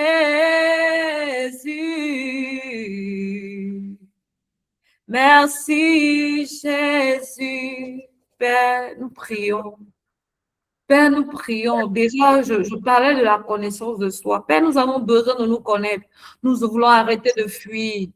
Nous voulons arrêter de fuir. Mets dans nos cœurs tout ce qui nous dérange, tous ces fardeaux qui nous dérangent. Nous sommes fatigués de fuir. Nous savons que tu as mis dans nos cœurs de grandes choses, de grandes missions, mais parfois nous savons que nous ne pouvons pas atteindre cette perfection, nous ne pouvons pas atteindre ce niveau-là si tu n'es pas là et si nos cœurs ne sont pas disposés. Nous savons que tu nous as déjà donné la force, mais nos cœurs ne sont pas disposés. Père, nous prions, Papa, que tu guérisses nos cœurs. Aide-nous à avoir l'humilité de pouvoir traiter nos cœurs parce que c'est de là où tout va. C'est de là où tout part. C'est de là où tout part. Nous voulons quitter l'activisme, nous voulons quitter le paraître, nous voulons quitter le suivisme. Nous voulons te suivre, toi. Nous voulons te suivre partout nous sommes. Nous voulons être des objets, des instruments, des ambassadeurs de témoignage pour la gloire de ton nom. Père, je te dis merci pour la vie de chaque personne ici. Je prie dans le nom puissant de Jésus que dès à présent, la vie de chaque personne soit transformée. Père, que tu nous permets de nous remettre en question, que tu nous permets de nous remettre en question, de revoir certaines choses, de nous mirer, de pouvoir créer, de pouvoir ressortir le meilleur de nous. Père, nous avons besoin de toi. Jésus, nous avons besoin de toi. Jésus, nous avons besoin de toi. Merci Seigneur pour tout ce que tu nécessites de faire. Père, je nous plonge dans le sang de Jésus. Je nous plonge dans le sang de Jésus. Je nous plonge dans le sang de Jésus. Je nous plonge dans le sang de Jésus. Père, toute barrière, toute armure dans nos cœurs, tombe dans le parce que moi, souvent, tendance à se dire non, je ne peux pas comprendre. Nous voulons être transformés. Que tout pécheur soit prêché, soit enseigné, afin de pouvoir libérer les captifs. Je te remets la vie de chaque personne. Béni sois-tu, Jésus. Amen. Amen, amen, amen. Amen. Merci. Facebook, je vous pouvez aller sur ces pages. Elle poste aussi des publications qui sont très pertinentes. Vous pouvez également sur ces pages. Et voilà, ceux qui le veulent, je peux lui donner son contact. Voilà, pour les besoins de consultation en privé. Merci à tout un chacun. Merci à Yemika. Je n'ai pas envie de dire que Dieu te fortifie, mais que Dieu te fortifie, c'est vraiment de tout cœur. Merci à Déborah, merci à Kémy, merci à Corinne, merci à Fidèle, à Sandrine, à Titine, à Colette, à Sandrine Goli. Merci beaucoup. Merci à tous ceux qui nous ont rejoints, qui ont dû se déconnecter. Que Dieu vous bénisse et à bientôt. Bonne soirée. Bonne soirée.